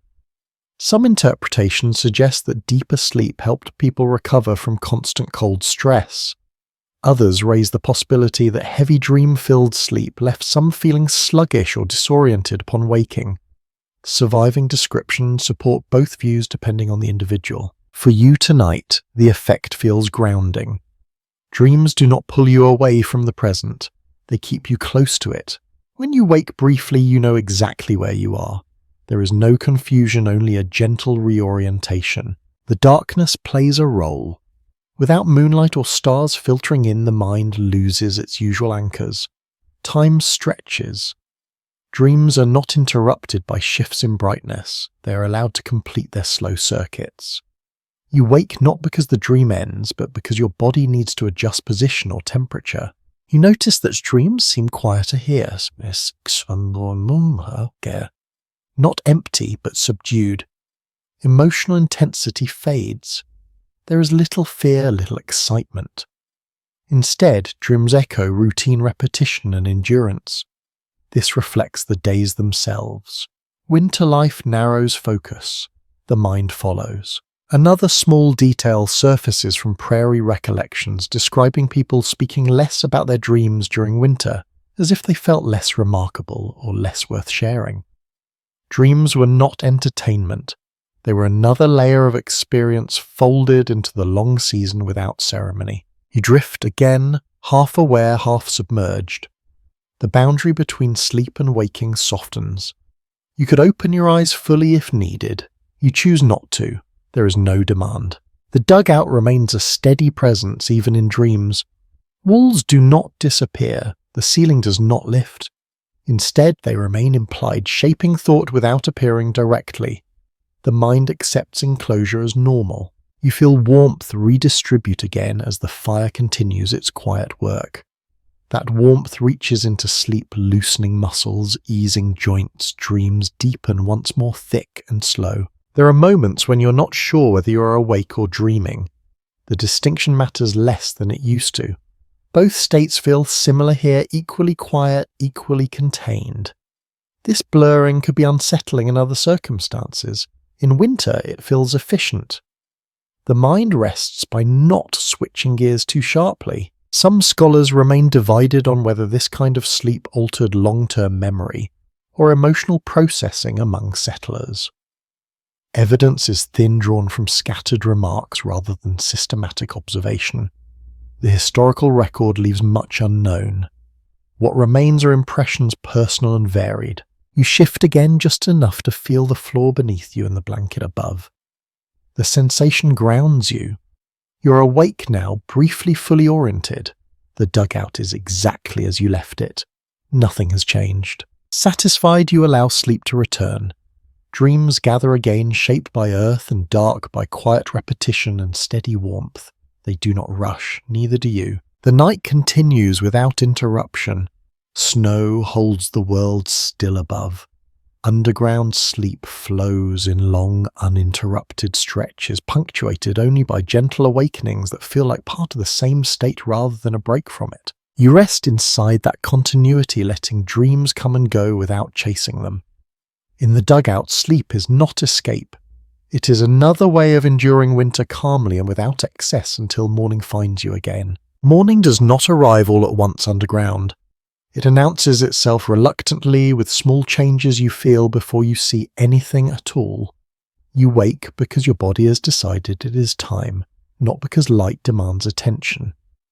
The dugout remains dim, the ceiling unchanged, the walls holding their quiet shape. Yet something has shifted. You notice it in the air first. It feels slightly cooler, fresher, as if the night has exhaled. Fires burn lowest just before dawn, and the absence of heat creates a subtle alertness. Muscles stiffen a little, fingers curl, your breath deepens, drawing in air that tastes faintly of soil and smoke. You open your eyes and search for light out of the habit, even though you know better by now. What little brightness exists comes in directly filtered through snow outside and the narrow opening near the door. It is not enough to illuminate details. It is enough to suggest direction.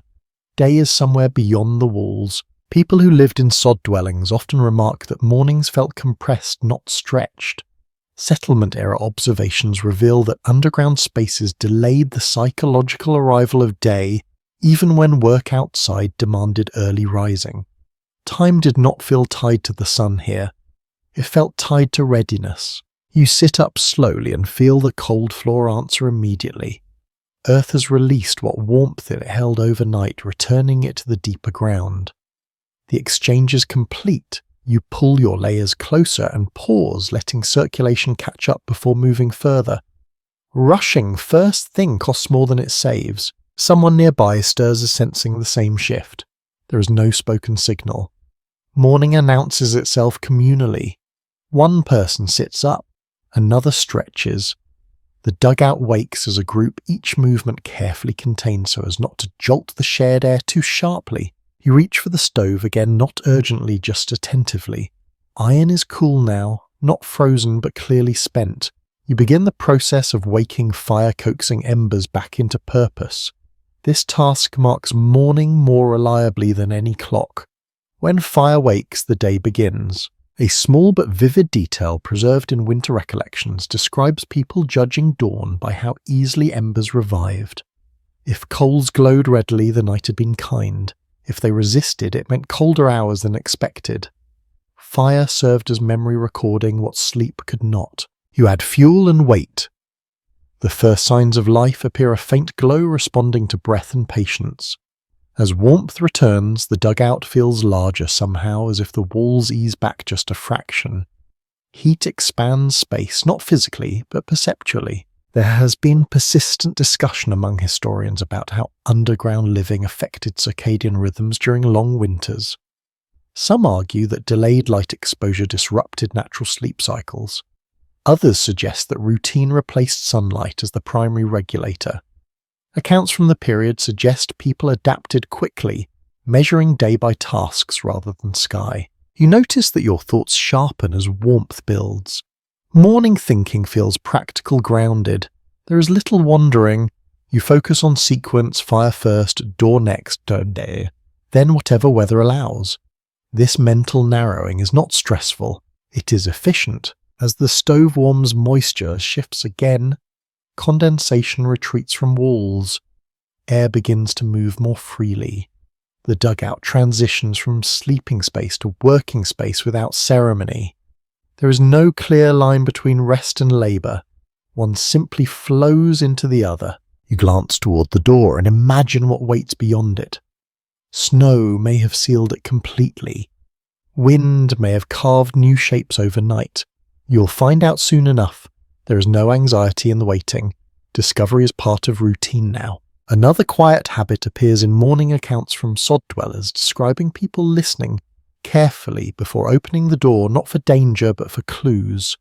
Wind direction, storm intensity, silence or sound.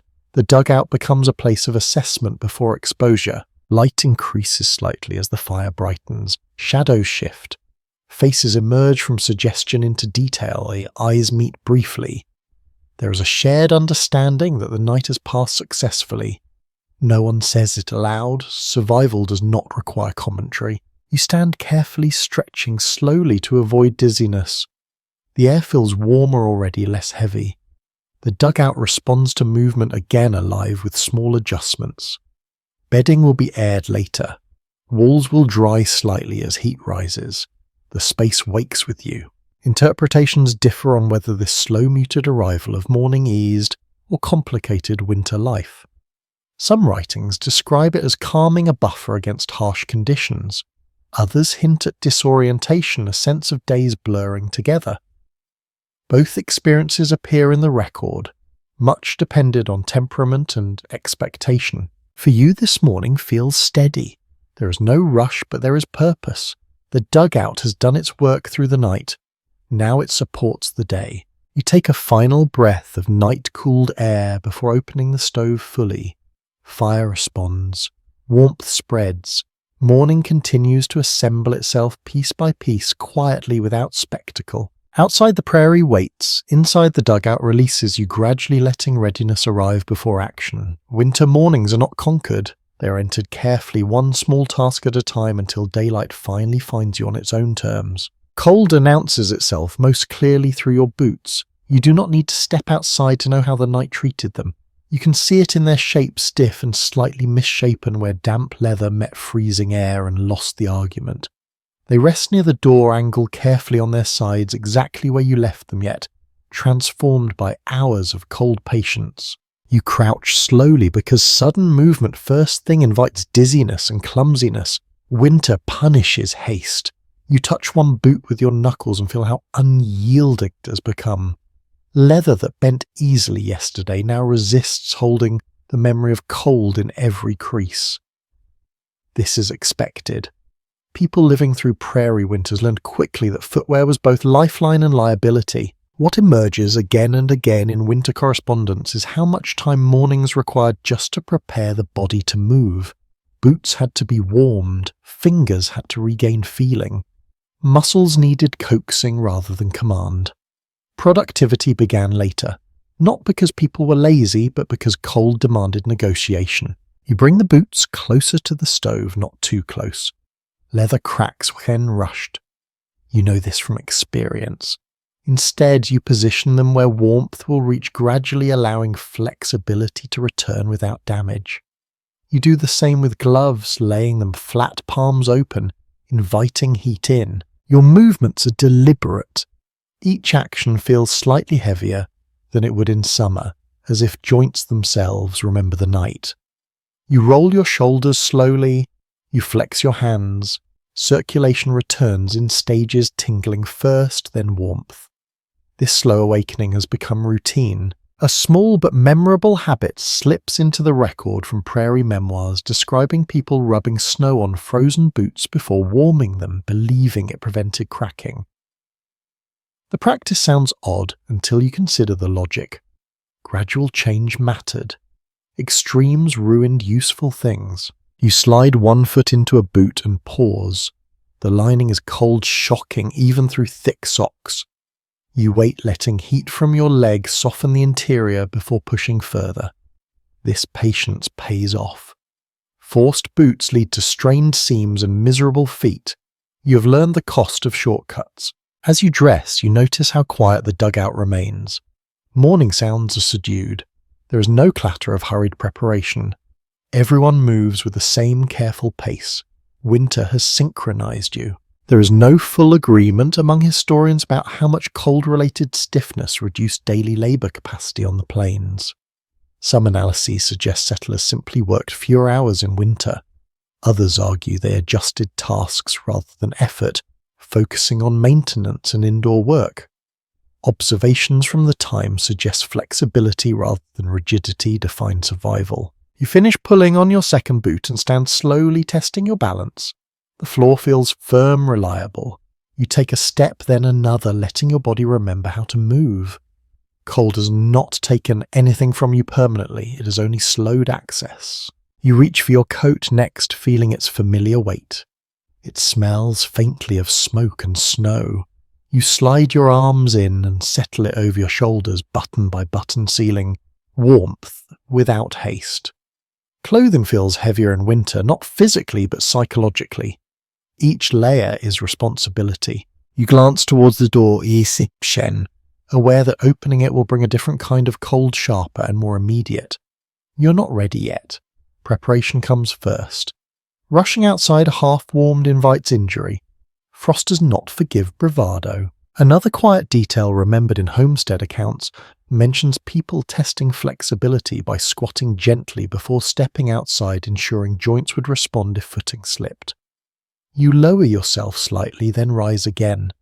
Everything answers back. Good enough. Your hands finally feel ready. You pull on gloves, flexing fingers until they respond smoothly. Dexterity matters more than strength today. Tools require grip. Snow requires judgment. Cold reduces margin for error. You take a final moment near the stove, absorbing warmth while it is easy. This pause is not wasted time, it is investment. Winter rewards those who prepare fully before exposure. As you move towards the door, boots no longer resist. They bend as needed. Your body feels aligned again, slow but capable. Morning has not rushed you. It has allowed readiness to arrive naturally. You reach for the latch, steady now, prepared to meet whatever the prairie has arranged overnight. The dugout has done its part. You've done yours. Cold waits outside, but it will not surprise you. You step toward it deliberately, boots firm movements, measured, carrying warmth forward rather than leaving it behind. You know the dugout's conditioned by smell before anything else. It greets you as soon as you step back inside, carrying a layered scent that tells a story without words. Cold soil, smoke that has settled into wood and cloth, dampness that lingers in corners where air moves slowly. This mixture is familiar enough now that any change stands out immediately. Today the air smells heavier than yesterday. Not unpleasant, but fuller. You pause just inside the door and breathe in carefully, testing it the way you would test water before drinking. Something has shifted overnight. Perhaps the fire burned lower than usual. Perhaps moisture gathered more thickly along the floor. Either way, the dugout is speaking and you have learned to listen. People who left behind winter letters often wrote about scenters as an early warning system. Long before visible mold or dripping walls appeared, they noticed changes in smell. A sharper tang meant dampness was winning. A stale note suggested poor airflow.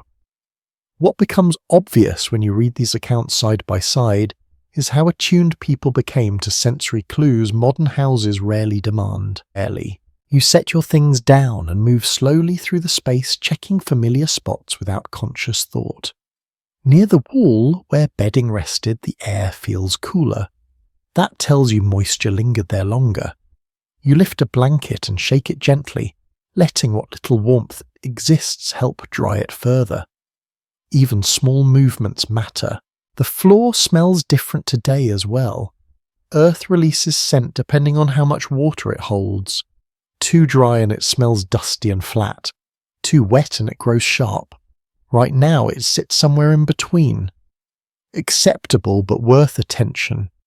You make a mental note to open the door longer later if weather allows. A small but oddly specific habit surfaces in a few memoirs describing people sprinkling fine ash on damp patches of floor to absorb moisture and neutralize smell. It left pale marks that were swept away once conditions improved. The practice did not eliminate dampness, but it slowed its spread. You consider whether you might do the same today. The dugout itself seems to exhale as the fire warms again. Air shifts upward, smell redistributes. Smoke traces a familiar path toward the stovepipe. This movement reassures you. Stagnant air worries more than cold ever did. Cold can be layered against. Bad air undermines everything quietly. You think back to earlier, in the winter when every smell felt overwhelming. When earth and smoke seem to coat your senses constantly, over time your awareness sharpened. What once felt oppressive now feels informative. This adjustment happened gradually without effort, shaped by repetition. There has never been full agreement among historians about how unhealthy sod dugouts truly were over long winters. Some assessments emphasize respiratory illness linked to dampness and smoke. Others point out that many families lived in these structures for years without serious issue. The evidence stubbornly refuses to settle the question, in part because outcomes varied so widely. Maintenance, weather, and individual resilience all played roles. You kneel briefly and press your fingers into the floor. It yields slightly, then holds. That is good. Flooding would feel different. Crumbling would feel different. This firmness tells you the ground is holding water, not surrendering to it. A manageable state. The smell near the ceiling is warmer, drier. Heat rises, and with it the more comfortable sense. You stand and notice how the dugout smells different at different heights. This vertical awareness becomes second nature. Where you sit, where you sleep, where you store things, all depend on these invisible gradients. You remember a neighbour once commenting that dugouts smelled alive, unlike cabins that smelled built. At the time, the phrase seemed strange. Now it makes sense. Earth participates in daily life here. It reacts, it changes, it communicates.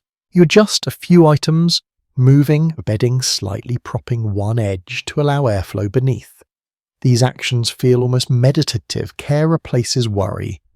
Doing something, even something small, restores balance. Another detail tucked into winter recollections mentions people burning small bundles of dried herbs or grasses briefly to freshen air, not as incense but as a practical reset.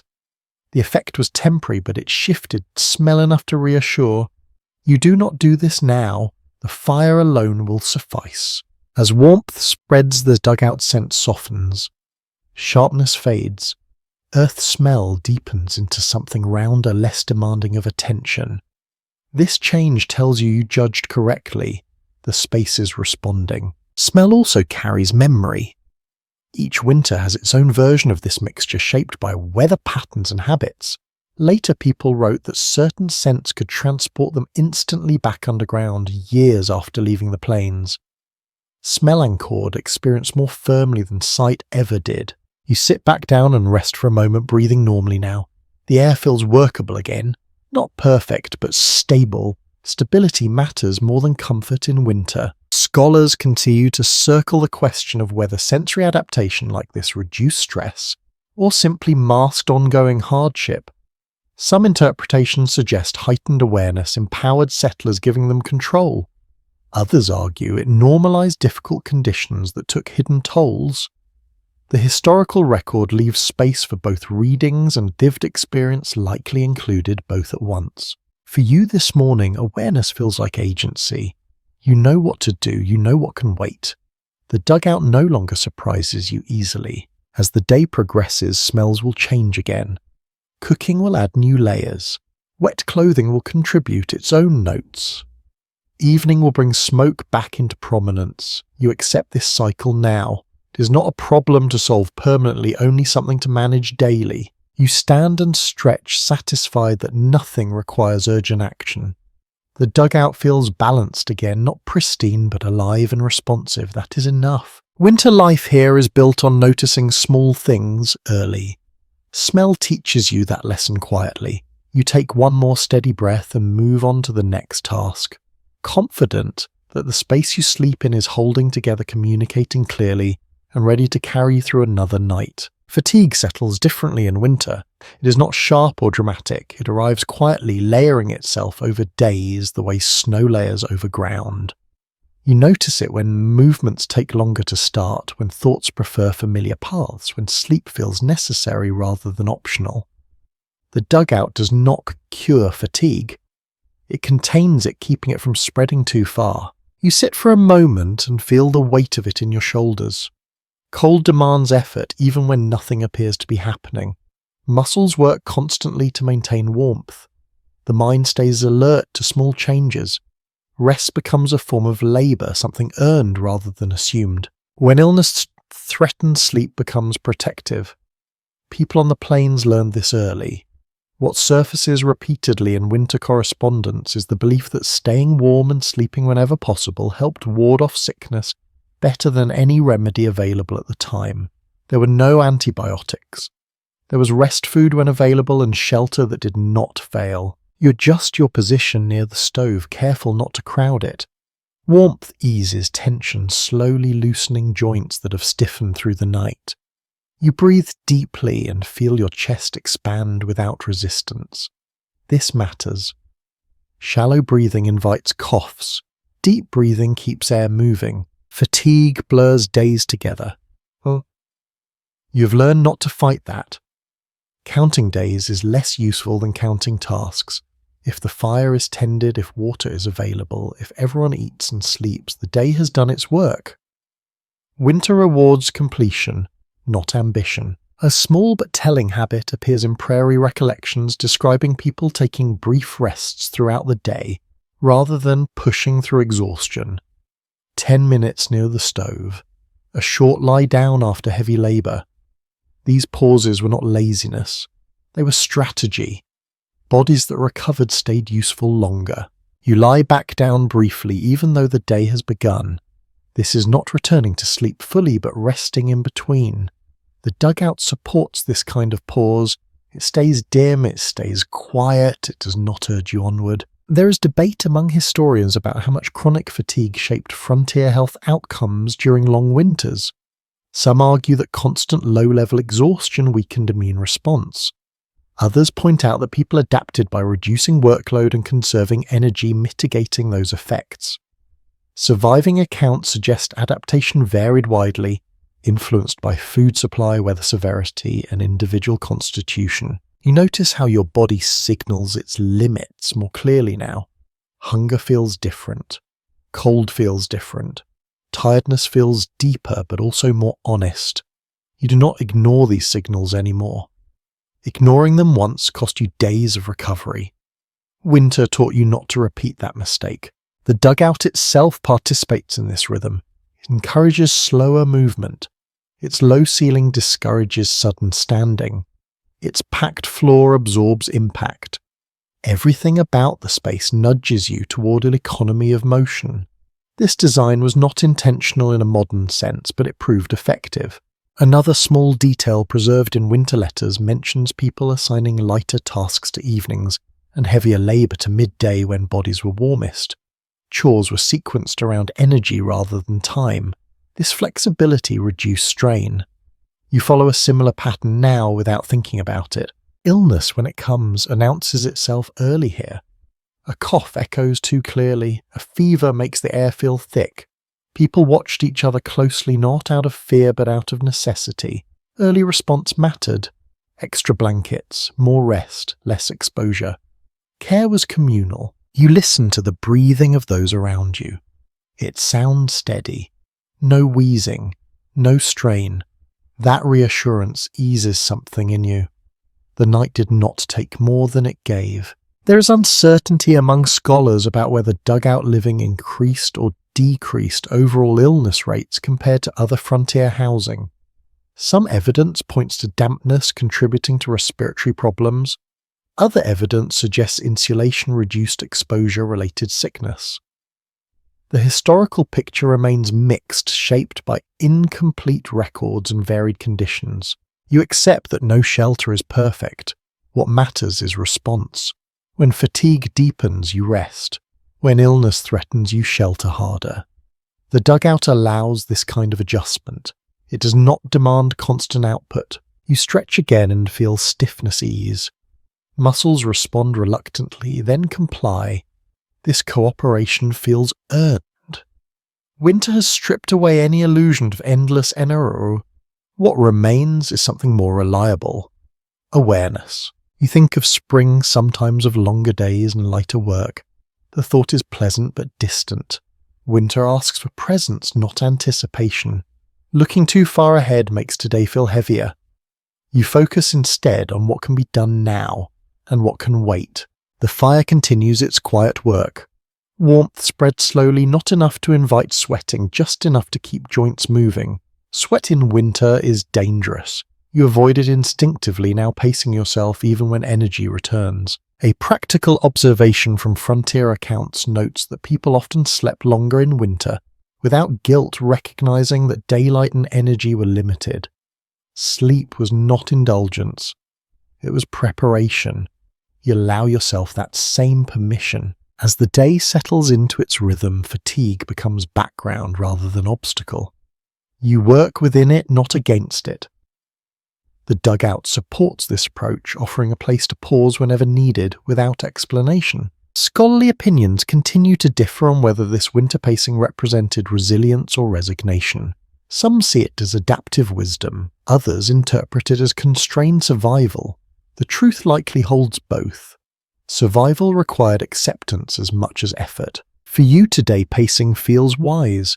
You listen to your body, you listen to the space, nothing urgent presses, nothing is ignored. Balance holds. You rise again when ready, movement steady, breath even.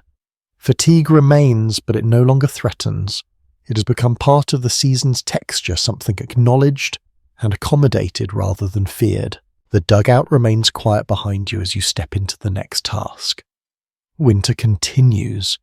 You continue with it, resting when needed, working when able, trusting that this measured rhythm will carry you through another cold day and into another manageable night. Children sleep differently here. You notice it every night and again in the quiet moments before dawn. Where adults turn carefully and wake easily, children sink fully into rest bodies heavy and warm, breath deep and untroubled. Winter does not ask them the same questions it asks you. It does not negotiate. It simply arrives and they adapt.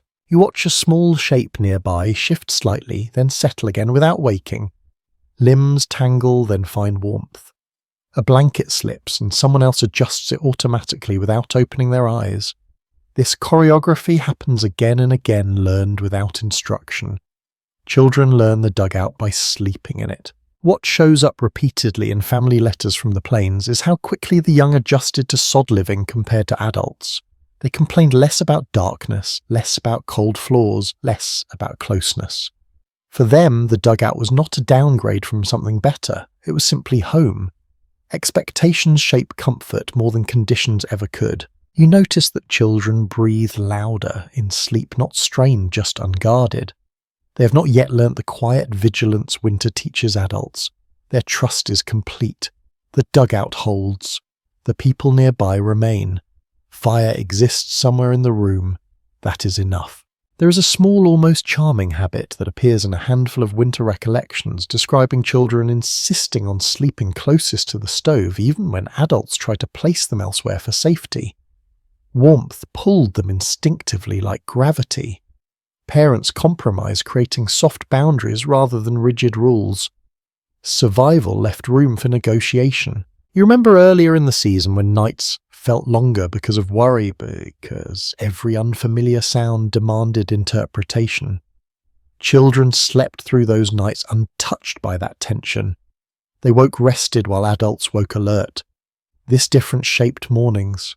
Children moved first energy intact while adults gathered themselves more slowly. Some researchers have questioned whether children truly fared better in these conditions, or whether memory softened hardship in hindsight. Surviving evidence does not settle the matter cleanly. Accounts describe both remarkable resilience and moments of vulnerability. What is clear is that children often mirrored the emotional tone set by adults. Calm invited calm. You keep movements gentle at night partly for them. Sudden noise startles children more deeply than adults. A startled child wakes confused, cold, disoriented. You have learned to prevent that when possible. Quiet protects everyone, but it protects the young most. During the day, children treat the dugout differently. They explore its limits. They press hands into walls. They watch dust drift in lamplight. They ask questions about where the ceiling ends and the ground begins. At night, that curiosity vanishes. Sleep claims them fully. Another detail tucked into winter memories mentions children using rolled clothing or spare sacks as makeshift pillows indifferent to shape or height. Comfort was defined narrowly. Warm and present mattered more than soft or smooth. You see that now as a kind of wisdom. You notice how children sleep closer together than adults choose to. They cluster naturally, sharing heat without thought. This clustering leaves adults to the edges where drafts creep first. No one resents this. Protection flows outward. There has been disagreement among historians about whether childhood experiences of sod living left lasting psychological marks. Some interpretations suggest it fostered adaptability and tolerance for hardship. Others propose it normalized deprivation. The records offer fragments rather than conclusion, shaped by later recollection and circumstance. For you watching them sleep, the effect feels simpler. Children take cues from stability. As long as routines hold and fear stays quiet, they rest. The dugout provides that consistency better than tents or temporary shelters ever could. You adjust a blanket gently and feel warmth redistribute. A small hand curls, then relaxes again. No waking, no protest. Sleep remains deep. This ease feels precious. Children also wake differently. They surface slowly, stretching, blinking, accepting morning without judgment. Cold does not offend them. Darkness does not confuse them. These are just conditions, not problems. Adults remember alternatives too clearly to be that neutral. You listen to their breathing again and feel something ease in your chest. Their rest signals success more clearly than any other measure. If children sleep well, the night has been kind enough. As the dugout settles into quiet once more, you let their steady presence anchor you. Winter has not taken their rest. That feels like a victory, even if no one names it as such. Sleep returns to you, gently encouraged by their calm. The dugout holds all of you together. Walls close, ceiling, steady fire patient. Children sleep without complaint, and because of that, the night feels manageable. You drift under again, trusting that this shared rest will carry everyone through another cold stretch, one quiet night at a time. Storm nights feel longer than they are. You notice it as soon as darkness settles in again, thicker and more deliberate than usual. The dugout does not shake. It does not rattle. Instead, it absorbs the storm above and holds it close, translating violence into pressure and silence. You lie still and let the sounds reach you in their softened form. Wind does not howl here. It presses. Snow does not fall audibly. It accumulates. The world outside rearranges itself while you remain tucked beneath it, aware without being exposed. When winter accounts are laid next to each other, a pattern quietly emerges. Storms were not remembered for noise as much as for duration. People wrote about waiting rather than enduring, measuring hardship by how long they stayed inside rather than by how fierce the weather sounded. The dugout turned storms into exercises in patience. You feel the air change as wind direction shifts. Pressure builds along one wall, then eases. The ceiling responds with a low, brief sound as weight redistributes. You recognize it instantly. This is not danger, this is adjustment. Earth responding to weather the way it always has.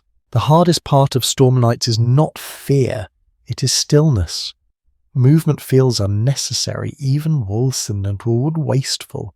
You have learned to conserve effort, to let the dugout do its work while you do very little at all. Muscles remain coiled ready but unused. A strangely specific winter workaround appears only once or twice in surviving memoirs describing people placing extra objects against interior walls during storms, not for insulation, but for reassurance. A trunk, a barrel, something solid to press against earth. The gesture was practical and psychological at the same time. You press your palm flat against the wall now and feel its firmness. Sod does not vibrate the way wood does. It stays quiet, dense, present. That contact steadies you more than sight ever could. Storms also test trust. You trust the roof to hold. You trust snow to insulate rather than crush. You trust the fire not to falter when drafts change. This trust was learned, not assumed. Early nights were spent listening too closely, ready to act at every sound. Over time, experience dulled that edge. The historical picture fractures here rather than aligning. Some recollections describe storm nights as restful, even cozy, the dugout wrapped tight against the elements. Others describe them as exhausting, filled with half-sleep and constant awareness. Both accounts exist because both experiences were real. You notice how sleep comes differently now. It arrives in segments. You drift, then surface, then drift again. Not because of noise, but because the mind stays lightly tethered. This is not panic. It is vigilance refined into something quieter. You shift slightly and feel warmth redistribute. Bodies nearby do the same, responding to changes in pressure and temperature without waking fully. Shared space adapts together. No one speaks, no one needs to. Another detail tucked into storm recollections mentions people counting storms by mils missed rather than hours passed. When cooking stopped, because opening the door was unthinkable, time lost meaning. Hunger and warmth became the only clocks that mattered. You listen again and realize how completely snow has muted the world. Even wind seems to tire of its work, eventually settling into a steady push rather than constant assault. The dugout feels sealed, now edges softened by accumulation. There remains no tidy conclusion on whether extended storm confinement increased stress or provided rest during winter months. Some evidence suggests cabin fever setting quickly. Other accounts hint at relief, a forced pause from labour. The question remains unsettled largely because reactions differed so widely. For you tonight, the stillness feels tolerable, perhaps even welcome. There's nothing to do and no expectation to do it. Winter has closed the door for you. You let your breathing slow again, matching the steadier rhythm of the storm outside. The dugout holds its shape. The walls do not creep. The ceiling remains where it has always been. Snow continues to gather above, pressing down gently, thickening insulation. Cold stays at a manageable distance. Fire glows quietly, unconcerned by the weather beyond its reach. You think briefly of a morning, digging out of reshaping the doorway again. The thought does not trouble you. That work belongs to another time. For now, the storm has narrowed the world to this enclosed space and the people within it. That narrowing reduces choices and strangely reduces worry along with them. You settle deeper into bedding and allow sleep to take over again, knowing that the dugout has weathered storms like this before. It will weather this one too. Above, wind and snow continue their slow negotiation with the prairie. Below, you rest inside earth and patience, letting the longest kind of night pass without struggle. Comfort arrives in winter in pieces so small they almost escape notice. You recognize it tonight, not as warmth exactly, but as relief. Position that finally stops pulling at your shoulder. A blanket edge that blocks a draft just enough. Moment when the stove gives back a little more heat than expected. None of these would impress anyone in easier seasons. Here they feel generous. You shift carefully and discover that the roll of clothing under your hip has settled into a better shape. What was once a bundled inconvenience has become support. You do not remember adjusting it. The body solved the problem while you were half asleep. This is how comfort often appears now, quietly, without effort. What becomes clear when you read winter journals closely is that settlers rarely spoke of comfort in absolute terms. They wrote instead about things being better or worse than the night before. Improvement mattered more than perfection. A night with fewer awakenings counted as a success. A morning without stiffness felt like a gift. You notice a similar gratitude forming in yourself. The dugout is still cold. The floor still draws warmth. The ceiling remains low. Yet the space feels workable.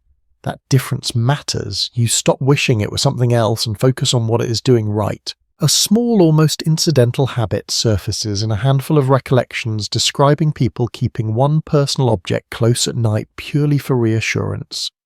A book never opened, a tool polished smooth by use, a scrap of cloth from somewhere left behind. These items did not provide warmth or shelter. They provided familiarity. You reach for something similar now without thinking, resting your hand against it briefly before letting go. Comfort also comes from predictability. You know how the night will unfold. Fire will settle, cold will advance slowly, then retreat. Breathing around you will deepen. Nothing sudden is likely to happen. This knowledge softens the mind more effectively than any blanket. You think of how improvised everything feels here. Beds made from the ground. furniture built from whatever survived the journey west, comfort assembled rather than purchased. What stands out across settlement records is how quickly people learn to create livable conditions from limited means. Necessity sharpens creativity. You adjust the blanket again and notice that the fabric smells faintly of sun, from earlier in the season, layered beneath smoke and wool. The scent surprises you. It brings a brief memory of warmth without demanding longing. That balance feels important. Memory that comforts without distracting. Another small detail preserved in winter letters mentions people saving their softest items for nighttime use, even if it meant discomfort during the day. A worn shawl, a nearly threadbare blanket. Comfort was rationed deliberately reserved for when it mattered most. There has been long-standing discussion among historians about whether such small comforts significantly affected morale during prolonged winters. Some argue they were trivial against larger hardships. Others suggest these details made endurance possible by preventing despair. The evidence leans toward the latter, though conclusions remain cautious. People remembered these small mercies vividly. You notice how the dugout responds to stillness. When no one moves, warmth stabilizes, air quiets, the space feels less demanding. Comfort here is often a collective achievement. Everyone contributes by not disturbing it unnecessarily. You think back to earlier nights when you chased comfort, actively shifting too often, adjusting too much, never letting warmth settle. Those nights felt longer.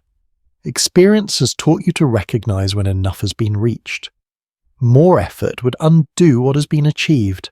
The fire gives a soft response, metal contracting as heat evens out. That sound registers as comfort now, not noise. It tells you the system is balanced. Nothing needs intervention. Comfort also comes from scale. The dugout is small enough that your presence matters. Your heat counts. Your breath contributes. In larger spaces, warmth dissipates and effort feels wasted. Here, every small input has effect. That knowledge reassures. A strangely specific winter practice appears in a single memoir, describing someone placing warmed stones near their feet at night and rotating them as they cooled, stretching comfort as long as possible. The method was inefficient, but the intent reveals something important. Comfort was treated as a resource to be managed, not a state to be reached permanently. You smile faintly at that thought and pull your feet closer together, creating your own version of the same strategy. Warmth circulates, muscles relax further. The question of whether these improvised comforts truly improved long-term well-being remains open among scholars. Some suggest they merely softened perception without altering physical strain. Others argue perception itself mattered, shaping resilience and decision-making. The record does not settle the issue cleanly, but lived experience suggests perception and endurance are closely linked. You feel that link now? Comfort has not eliminated difficulty, it has made difficulty tolerable. That distinction matters. It keeps the mind from spiraling, from imagining every inconvenience as threat. You let your shoulders sink into bedding and notice how the ground feels less insistent than earlier. Either the earth has warmed slightly or your body has adjusted. Does not matter which, the result is the same. Outside, winter continues its slow work. Inside, you have assembled a small pocket of ease from scraps and habits and attention. It will not last forever. You know that. But it does not need to. It needs only to last long enough for rest to take hold. You stop making adjustments and allow stillness to do the rest. Comfort, such as it is, settles around you like a thin but sufficient layer, not luxurious, not complete, enough. Sleep arrives again without resistance. You drift under, carrying the quiet satisfaction of knowing that even in a sod dugout during a prairie winter, comfort can exist in modest forms if you know where to look and when to stop looking. At some point, the dugout stops feeling like a structure and starts feeling like a presence. You notice it in the way it responds to you, not dramatically, but gradually, as if it is learning alongside you. Walls darken where bodies rest night after night. The floor smooths where feet pass most often. Even the air seems to recognize familiar rhythms. You wake with that awareness settled quietly in you. The dugout feels awake too, not in motion but in readiness. It has held through cold, through storms, through long nights of shared breath. It has adjusted and been adjusted in return. Living here has turned shelter into something closer to a relationship. When winter records are compared carefully, a pattern emerges that goes beyond construction details. People often wrote about their dugouts as if they possessed temperament. Some were described as stubborn, others as forgiving. These were not metaphors chosen lightly. Daily interaction blurred the line between object and environment. You press your palm against the wall and feel its familiar resistance. Slightly cool, slightly damp, firm enough to trust. This surface has absorbed heat, sound, moisture, and time. It has responded differently to storms than to clear nights. You have come to recognize its moods without naming them. The dugout changes subtly depending on how it is treated. Care brings stability. Neglect invites small problems that grow quietly. This cause and effect became obvious to anyone who lived through more than one winter. Attention mattered more than strength. A small, almost accidental habit surfaces in a few memoirs describing people speaking aloud to their homes while working. Not prayers exactly, and not jokes either. More like acknowledgement. A word spoken while patching a wall. A comment muttered while banking the fire. The act did not change the structure, but it changed the relationship. Familiarity replaced hostility. You understand that impulse now. When something protects you repeatedly, gratitude forms, even if you never articulate it. The dugout has earned your trust by being predictable. It does not surprise you often. When it does, it signals early. The floor beneath you has a different feel this morning. Slightly firmer than yesterday. Cold has drawn moisture deeper overnight. You notice it instantly. This tells you the day will be dry, at least inside. Small observations like this guide decisions without conscious planning. There is ongoing uncertainty among historians about whether people truly perceived earthhouses as living spaces in this way, or whether later memory romanticized necessity. Some argue that language softened hardship after the fact. Others point out that contemporary letters already carried this tone, suggesting the perception was real in the moment. The evidence does not settle neatly. For you, the distinction feels irrelevant. What matters is function. The dugout behaves consistently. It reacts to weather, to heat, to movement. You react to it in turn. This feedback loop creates familiarity, and familiarity reduces fear. You notice how the space feels different when empty versus when full. When everyone is inside, warmth lingers longer. Air moves differently. The dugout feels dense and contained. When people leave, it cools quickly, returning to a more neutral state. The structure remembers occupancy. Another detail tucked into winter recollections mentions people leaving small objects behind intentionally when stepping out for the day as if to mark continued presence. A chair angled just so, a cup left near the stove. These gestures were practical and symbolic. The dugout was not abandoned. It was waiting. You straighten a few things without thinking, restoring the familiar order. Order matters here. When space is small, disarray amplifies stress. A predictable layout calms the mind. You know where everything belongs, and so does the room. The dugout also shapes behavior. You move carefully because sudden movement wastes warmth. You speak softly because sound is unnecessary. You plan in small steps because the space encourages incremental action. Over time, these habits extend beyond the walls. Winter living rewires you. Scholars continue to debate whether such environmental influence had lasting effects on settler psychology. Some suggest it fostered patience and restraint. Others propose it encouraged resignation. The truth likely lies between. Adaptation can look like other tastes, either depending on circumstance. You sit quietly and feel the dugout settle around you again. Nothing creaks, nothing shifts. The space feels stable, almost companionable. It does not demand attention. It does not withdraw support. You realize that the dugout no longer feels temporary. Even knowing you may not live here forever, the space has earned a sense of permanence in your mind. It has sheltered you through enough nights to become part of your internal map of safety. Out the hide, winter continues to reshape the prairie. Inside the dugout holds its shape, responding slowly, predictably.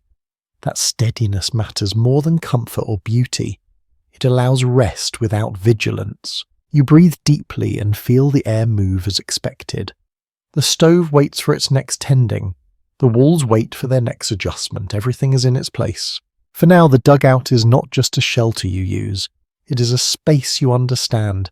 That understanding brings a quiet confidence, the kind that lets you sleep more deeply and wake more calmly. You let that confidence settle as you prepare for the rest of the day, knowing that when night comes again, the dugout will be there unchanged in all the ways that matter, ready to hold you through another stretch of prairie winter. You notice the difference the moment you step back inside after seeing a wooden house nearby. The air feels thicker, here, steadier. Sound stops travelling so far, your shoulders lower without asking permission. Comparison happens quietly without judgment simply because you have experienced both. Frame houses stand taller. They promise openness. Windows, corners, angles. From the outside they look like progress. From the inside in the winter they behave differently. Wood lets cold move faster. Wind finds seams more easily. Floors hover above frozen ground rather than resting against it. Everything feels a little more exposed. When you think back on how settlers chose between earth and timber, behaviour tells more than opinion. Where trees were scarce, sod became necessity. Where lumber arrived by rail or wagon frame houses followed. What shows up consistently in settlement patterns is that people often began in dugouts even when they planned to build in wood later. Earth was immediate, wood was aspirational. You remember standing inside a nearby cabin once, noticing how light moved more freely, how space felt larger. You also remember the draft along the floor and the way walls responded sharply to wind. Wood talked back to weather. Earth absorbed it. Inside the dugout again you feel the contrast in your bones. The walls press closer but they do not move. The temperature holds more evenly. The space does not promise comfort. It offers predictability. That matters more during long winters than any aesthetic ideal. There is a small, almost humorous detail that surfaces in a handful of reminiscences describing people missing their dugouts after moving into finished houses. They complained about echoes, about feeling too exposed, about sleeping poorly for weeks. The new houses were warmer by some measures, but they felt unfamiliar. Comfort did not transfer immediately. You understand that now. Living underground teaches the body to expect certain feedback. Pressure instead of rattle. Stillness instead of sway. When those signals disappear, sleep becomes lighter. Trust has to be rebuilt. The question of which structure truly performed better in winter remains unsettled in historical circles. Some evaluations favour wooden houses for dryness and long-term health. Others point to dugouts as superior insulators during extreme cold. The available evidence pulls in both directions, shaped by climate variation, construction quality, and personal tolerance. You kneel and press your palm against the sod wall again, feeling its familiar firmness. Wood feels different. It flexes. It complains. Earth stays cool. Earth stays quiet. That quiet carries authority. Dugouts also demanded different habits. You could not ignore moisture. You could not ignore ventilation. In frame houses, these issues hid themselves longer, only surfacing after damage had been done. Earth forced attention early. Problems announced themselves through smell, temperature, texture. You learned to respond before they grew. A practical trick remembered briefly in a single account described someone layering sod against the outer wall of a frame house one winter to reduce drafts, effectively turning wood into something closer to earth. The experiment worked well enough to be repeated by neighbours. Materials mattered less than mass. You notice how the dugout shapes your expectations now. You no longer equate progress with height or brightness. You equate it with reliability. When a shelter performs consistently, you stop thinking about it. That mental freedom matters during seasons that already demand constant calculation. Wood houses creak loudly at night. Every gust announces itself. Every temperature change makes a sound. For some, that noise reassured. For others, it eroded rest. Earth houses stay mostly silent. Silence becomes a feature rather than an absence. If you line up winter behaviours rather than stated preferences, an interesting pattern emerges. People often slept longer and more deeply in dugouts, even when daytime work occurred elsewhere. Nights returned them underground because rest came easier there. Choice followed outcome rather than ideology. You sit back down and notice how quickly warmth settles again. The floor still draws heat, but it does so slowly. Walls hold what they receive. The ceiling remains indifferent to outside wind. This balance feels earned rather than promised. Scholars continue to examine whether dugouts represented a temporary compromise or a deliberate adaptation suited to prairie environments. Some argue they were abandoned as soon as possible. Others point out that many remained in use long after better materials were available. The historical picture refuses to collapse into a single narrative. You think of the way winter reorders priorities. Dryness matters, warmth matters, quiet matters, beauty becomes secondary. Status fades, survival reshapes taste. Frame houses symbolized arrival. Dugouts represented persistence. Both had roles, both served their seasons. Living through winter clarifies which qualities matter most when conditions strip away choice. Another detail tucked into homestead memory mentions people storing their best tools and supplies in dugouts even after moving into wooden homes, trusting earth more than planks to protect valuables from cold and theft. Trust lingered where experience had earned it. You run through the day ahead in your mind and realize how little the dugout complicates it. You know where warmth will be, you know where cold will linger, you know how long the fire will hold. Predictability simplifies planning. In contrast, wood houses demanded constant response to drafts, to shifting boards, to creaking joints. Maintenance never stopped. Earth required attention too, but it responded more slowly, forgiving small delays. The question of which shelter truly offered greater dignity remains open.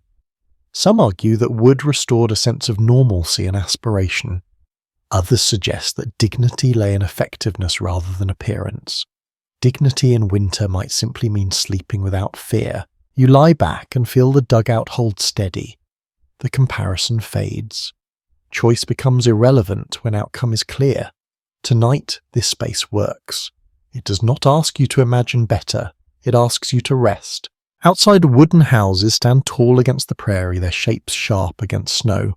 Inside this dugout, shapes blur, edges soften, and the night passes without interruption. You close your eyes knowing that winter cares little for symbols.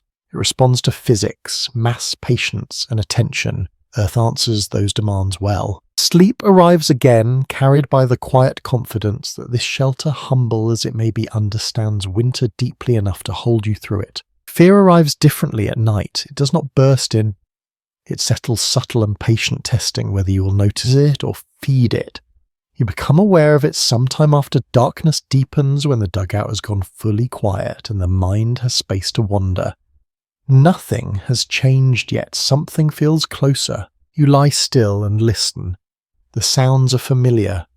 Breathing nearby, the stove ticking softly, the ceiling holding its weight. There is no reason for alarm, and that knowledge matters. Fear here is rarely about immediate danger. It is about imagination stretching into the dark where sight cannot follow. You remember earlier nights when every unfamiliar noise tightened your chest. A shift of snow sounded like collapse. A distant thump became intrusion. Those reactions faded with experience. Repetition taught your nervous system what truly required response and what could be ignored. Calm, you learned, is partly a skill. When you look across winter recollections, an interesting consistency appears. People wrote far less about terror than about unease. The prairie did not frighten constantly, it unsettled. Long darkness, isolation and monotony created a space for thought to drift. Fear often followed boredom rather than danger. You notice how the dugout shapes that unease. Its closeness limits what fear can do. There is nowhere for it to expand dramatically. The walls keep thoughts contained much the way they keep warmth contained. Even imagination has boundaries here. A small, almost personal detail surfaces in a few journals describing people sleeping with a hand resting on a solid object at night. A tool handle, a beam, the wall itself. The contact grounded them, offering reassurance through touch rather than logic. You place your palm against the wall now and feel its firmness answer back. Fear also fades when routine asserts itself.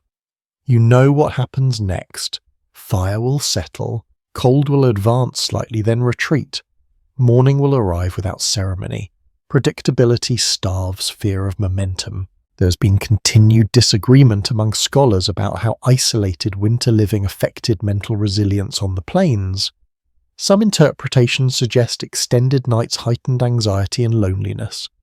Others argue that routine and shared space counteracted those effects effectively. The surviving evidence supports both perspectives depending on household size, workload, and temperament. You shift slightly and feel warmth redistribute. The movement reminds you that your body is here anchored. Fear loses some of its hold when sensation takes precedence over thought. You breathe more deeply and feel the air move as expected. Outside the prairie remains invisible, but you know its shape well enough now to imagine it accurately, rather than catastrophically. No lies flat. Wind moves steadily. Nothing lurks in the way fear sometimes suggests. Experience replaces speculation. Another small habit appears briefly in winter memories, describing people reciting familiar tasks silently when unease crept in. Counting chores, planning repairs, the mind returned to practical ground. You find yourself doing the same mentally, listing what will need attention tomorrow. The exercise steadies you. You realize that fear here is rarely about survival itself. It is about responsibility, about knowing that mistakes cost more in winter. That awareness sharpens emotion, but it does not need to dominate it. The dugout helps by limiting stimulation. Darkness reduces visual noise. Silence removes distraction. What remains is manageable. Fear cannot compete with the steady presence of walls and floor and breath. Some analysts remain unsure whether this environment reduced fear through familiarity or simply dulled response through repetition. It is difficult to separate adaptation from numbing in historical accounts. People did not describe themselves in modern psychological terms. They described nights that passed and mornings that came. For you, the distinction feels academic. What matters is that fear no longer drives behavior. It may appear briefly, then recede. It does not keep you awake long. It does not dictate movement. You press your hand more firmly against the wall and feel the coolness steady you. Earth does not react to fear. It remains indifferent and solid. That indifference is comforting. It does not mirror anxiety back at you. The dugout remains unchanged. Nothing shifts, nothing intrudes. The very lack of response reassures you more than any active defense could. Fear loses interest when it's not entertained. It fades quietly, leaving behind awareness without tension. You remain alert enough to respond if needed, but relaxed enough to rest. You let your hand fall back to the blanket and settle into stillness again. The space feels familiar, reliable. The night no longer presses. Sleep returns without struggle. Thoughts soften. The dark becomes neutral again, simply the absence of light rather than a presence of threat. Outside winter continues its work in indifferent to your brief unease. Inside, you rest inside a shelter that has taught you how to recognize fear without obeying it, a lesson learned slowly, night after night, until it becomes part of how you sleep. Habit is what makes sleep possible now, not comfort alone and not courage either, but the quiet sequence of actions you repeat each night until the body recognizes safety without needing reassurance. You realize this as you settle in again, noticing how little conscious thought the process requires. Hands move where they should. Blankets fall into place. Breath slows on its own. You no longer think about each step. That thinking belonged to earlier nights when everything felt provisional. Now routine carries you forward. Fire is checked. Door is secured. Bedding is arranged in the same familiar pattern. These actions signal the body that it can let go. If you look at winter routines across different homesteads, a shared pattern quietly appears. People did not rely on luck or improvisation to sleep well. They relied on repetition. Evening tasks happened in the same order night after night until deviation itself felt uncomfortable. Consistency replaced vigilance. You lie back and feel how your body recognizes the moment. Muscles soften more quickly than they used to. The chest loosens. Breathing deepens. You have trained yourself to rest here in this exact sequence under these exact conditions. One oddly practical custom shows up briefly in several recollections describing people refusing to alter nighttime routines even during emergencies unless absolutely necessary. Fire was banked the same way. Bedding was arranged the same way. Predictability anchored sleep when uncertainty pressed hardest. You understand that instinct now. Change costs energy. You adjust your head slightly, aligning it with the dip in bedding. Your body is created over weeks of use. That hollow fits you now. It did not exist when winter began. It formed gradually shaped by weight and repetition. The dugout has learned you just as you have learned it. There remains uncertainty among historians about how much these habits were consciously developed versus emerging naturally through trial and error.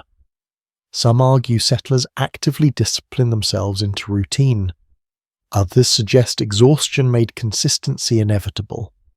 Either way, the result was the same. Nights became survivable through structure. You notice how little you move once settled. Early in the season, you shifted, constantly chasing warmth. Now you know, when to stop. Movement disrupts what routine has established. Stillness preserves it. The fire responds in familiar ways. A soft tick, a faint glow, nothing unexpected. You do not watch it. You trust it because it has behaved predictably for many nights in a row. Trust grows from repetition, not hope. Another small detail tucked into winter memory describes people laying out the next morning's clothing in the same arrangement each night, even when space was tight. This habit reduced morning confusion and prevented unnecessary movement in the coldest hours. You do the same without thinking, aligning garments by touch rather than sight. Your breathing syncs with the quiet of the dugout. Sounds recede into the background. Thoughts narrow to the present moment. Routine limits mental wandering the same way walls limit physical space. Both are protective. There is still discussion among scholars about whether such rigid routines limited adaptability or enhanced it. Some interpretations suggest strict habits made people brittle when conditions changed. Others argue that strong routines freed mental energy for genuine emergencies. The record shows examples of both depending on how flexible the habit truly was. For you, routine feels like relief rather than restriction. It removes decision-making at the end of long days. You do not weigh options, you follow a path that has already proven itself. The dugout responds to this predictability. When tasks are done in the same order, airflow behaves as expected. Heat settles the same way. Moisture shifts predictably. The space becomes easier to manage because variables are reduced. You remember nights earlier in the winter when you second-guessed every action? Should the fire be higher? Should the door be sealed tighter? Should bedding be thicker? Those questions exhausted you more than cold ever did. Routine answered them without debate. As sleep approaches, you feel no need to review the day or anticipate tomorrow. Those thoughts belong elsewhere. Night has a narrower purpose. Restore energy, preserve warmth. Remain alert only enough to respond if needed. You let your eyes close fully now, not half closed as before. That small difference matters. It signals trust. The dugout has earned it. To it through consistency. Outside winter continues its long work. Inside routine holds steady. Nothing demands adjustment. Nothing presses for attention. Sleep arrives smoothly, carried by habits practiced until they no longer require effort. The body settles into the familiar hollow of rest, knowing exactly where it is and what will happen next. You drift under again, guided not by hope or fear, but by repetition refined into instinct. In the sod dugout during Prairie, winter sleep becomes possible not because conditions are easy, but because they are known. Late winter carries a different weight. You feel it before you can explain it, a heaviness that does not come from cold alone, but from how long the cold has stayed. Nights stretch not because they're darker than before, but because you are tired in a deeper way. Endurance has layers, and you are working through the last of them now. You lie still and listen to the dugout, noticing how familiar every sound has become. The stove settles. The walls remain steady. Snow no longer surprises you when it presses down or shifts. What once demanded attention now fades into background. This familiarity is not comfort exactly. It is competence. If you look at winter survival accounts from the northern plains as a whole, one thing becomes clear. The hardest period was rarely the first storm or the coldest temperature. It was the final stretch when supplies thinned, patience wore down, and spring remained just out of reach. Late winter tested resolve more quietly than early hardship. Your body feels it too. Sleep comes, but it is heavier. Waking takes longer. Muscles resist movement not from cold, but from repetition. You've done this many nights in a row. The body remembers effort even when the mind tries to rest. You adjust your position slightly and feel the floor answer back with familiar firmness. There is no new discomfort to solve, only the same ones managed again. This is what makes late winter different. Nothing is dramatic anymore. Everything is cumulative. A small but striking detail appears in a few end-of-winter recollections describing people counting nights backward once they believed spring was approaching, not because they trusted the weather, but because they needed a sense of movement. Counting created the illusion of progress when conditions refused to change. You breathe slowly and feel the air move as expected. Moisture still lingers. Warmth still holds where it can. The dugout has not grown worse. It has simply continued. That continuity demands more than the early days ever did. There is no clear agreement among historians about whether late winter caused more psychological strain than early storms. Some interpretations emphasize exhaustion and despair. Others suggest that mastery reduced stress over time. The surviving evidence points in both directions, shaped by individual outlook and circumstance. For you tonight, the strain feels muted rather than sharp. You're not afraid. You're not even particularly uncomfortable. You're simply aware that winter has asked much of you already. Awareness replaces anxiety. The dugout reflects this stage as well. Walls show darker patches where many nights have passed. Bedding carries the shape of repeated use. Even the air feels older, holding memory as much as moisture. None of this feels threatening, it feels lived in. Another quietly human habit surfaces in late-season letters, describing people delaying small repairs until spring. Not out of neglect, but because energy had to be rationed. Not everything needed fixing immediately. Judgment improved when reserves ran low. You lie back and let that judgment guide you now. Nothing needs adjusting tonight. Fire holds, drafts are manageable, bedding is sufficient. The difference between need and want has become very clear by this point in winter. Your thoughts drift briefly towards spring, but they do not linger. Imagining warmth too early makes the present feel heavier. You've learned not to rush that thought. Spring will arrive when it arrives. For now, tonight is enough. The dugout remains steady, doing exactly what it has done for weeks. It blocks wind, it softens cold, it asks only attention, not effort. That reliability matters more now than it did at the beginning. Some scholars continue to question whether people became emotionally dulled during this stage of winter, or whether they achieved a kind of calm endurance. The historical record does not settle the question cleanly. Many descriptions sound like both at once. You feel something like that balance now. Not excitement, not despair, just continuation. The night will pass, morning will come, tasks will follow. This knowledge no longer needs reassurance. You close your eyes and allow sleep to take hold again, even if it comes more slowly than before. The body still knows how, the mind still trusts the space around it. Late winter presses down quietly, not with force but with duration. You meet it the same way you have met every other night, by settling in, conserving energy and letting the dugout do what it has proven it can do. Sleep arrives heavy and unremarkable, carrying you through another night that feels longer than it is, and closer to spring than it appears. Sleep changes again when the season begins to loosen its grip. You notice it before you admit it to yourself. Nights no longer feel as dense. The dugout still holds cold, but it does not cling the way it did weeks ago. Something in the air has shifted subtle enough that you might miss it if you were not paying attention. You lie down and wait for the familiar heaviness, but it arrives more gently. Breath warms the space around your face faster than it used to. The floor still draws heat, yet it feels less insistent, as if the earth itself has begun to relax. Winter is not gone, but it has stopped tightening. When you read late-season letters from the plains, a quiet observation repeats itself.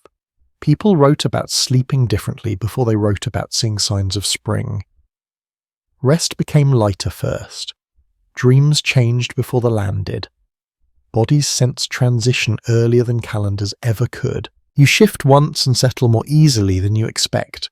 The hollow embedding still fits you, but it does not hold you as firmly. You could move if you needed to.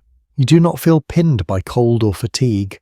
That freedom feels unfamiliar after so many weeks of stillness. The dugout responds too. Moisture dries a little faster when the fire burns. Air moves more willingly when the door opens briefly. Smell softens sooner. The space does not fight change. It accommodates it the same way it accommodated winter. You listen to the night and notice new sounds creeping back in. Not loud ones, just hints. Snow settling less heavily. Wind shifting with less force. Somewhere far off a sound that might be water moving beneath ice. You're not sure and you do not need to be. The possibility alone signals change. A small but telling habit shows up in end-of-winter recollections describing people leaving the door unlatched for a few extra breaths at night, testing whether cold would rush in sharply or hesitate. Hesitation meant progress. You find yourself doing the same, opening the door briefly, and feeling the air respond more softly than before. Sleep comes in longer stretches now. You wake fewer times to adjust blankets or tend fire. The stove holds warmth with less effort. Fuel lasts longer. This efficiency feels almost suspicious at first. You have grown used to managing scarcity closely. There has been discussion among historians about whether this transitional period brought relief or new uncertainty. Some accounts suggest hope lifted spirits. Others describe anxiety about thaw, flooding and mud. Winter was known. Spring brought unknown challenges. The record presents both reactions side by side. For you tonight, the change feels mostly physical. Muscles relax more fully. Breathing deepens sooner. You feel less guarded. That easing invites sleep rather than vigilance. Dreams shift again. They feel lighter, less enclosed. You still dream of earth and shelter, but space opens within them. You wake remembering fragments instead of impressions. That change surprises you. You have grown accustomed to dense, slow dreams that leave little behind. The dugout feels larger at night. Now, not because it has changed shape, but because your mind no longer presses against its boundaries. Darkness still fills the space, but it does not feel heavy. It feels neutral. Another detail from late winter journals mentions people rearranging bedding, slightly spreading out just a bit more as cold receded. Bodies reclaimed space they had surrendered earlier. Comfort expanded without being announced. You notice yourself doing the same, letting limbs extend, rather than curling inward automatically. Fire behaves differently too. You bank it the same way, but it responds faster, catching more readily, holding heat longer. This responsiveness makes nights feel less fragile. You no longer worry that a single mistake will cost you hours of discomfort. The floor beneath you still carries chill, but it no longer dominates sensation. Warmth reaches deeper into bedding. The ground seems content to give back what it took so stubbornly before. Earth follows seasons faithfully. Scholars have never fully agreed on whether this easing made people restless or relieved. Some writings suggest impatience grew as movement became possible again. Others indicate gratitude for the chance to rest more deeply at last. Experiences diverged depending on how winter had treated each household. You feel something closer to relief than restlessness. You are not ready to leave the dugout yet. You simply notice that it no longer demands constant negotiation. That difference matters. Outside, the prairie remains pale and quiet, but not sealed. Snow edges soften. Drifts slump slightly. Even without seeing it, you sense change through sound and air. The land is preparing to move again. Inside, the dugout adapts without resistance. It holds warmth gently rather than fiercely. It releases dampness sooner. It allows sleep to deepen without forcing stillness. The space transitions with you. You think briefly of how many nights you have spent here, measuring winter one sleep at a time. That count no longer feels urgent. Nights pass more easily now. Time stretches forward instead of pressing down. You close your eyes and let sleep take you without effort. There is no need to monitor the fires closely. No need to listen for every shift. The dugout has earned trust through the hardest part of the season. Now it carries you through this softer phase. Sleep settles around you like a familiar coat worn open rather than cinched tight. Still protective but less restrictive. You breathe easily and feel the night move toward morning without resistance. When you wake again, it will not be because cold demands attention. It will be because rest has done its work. That change feels significant even if you do not name it yet. For now, you drift under, once more held by a shelter that has adapted alongside you through deep winter and into its gradual release. Spring is not here, but sleep already knows it is coming. You realize you are leaving the dugout before you fully decide to. The thought arrives gently without urgency, the way spring arrives underground before it shows itself above. Nights have grown easier. Mornings no longer demand negotiation. The shelter that once felt essential now feels complete, its work done rather than failing. You lie awake for a moment and take stock.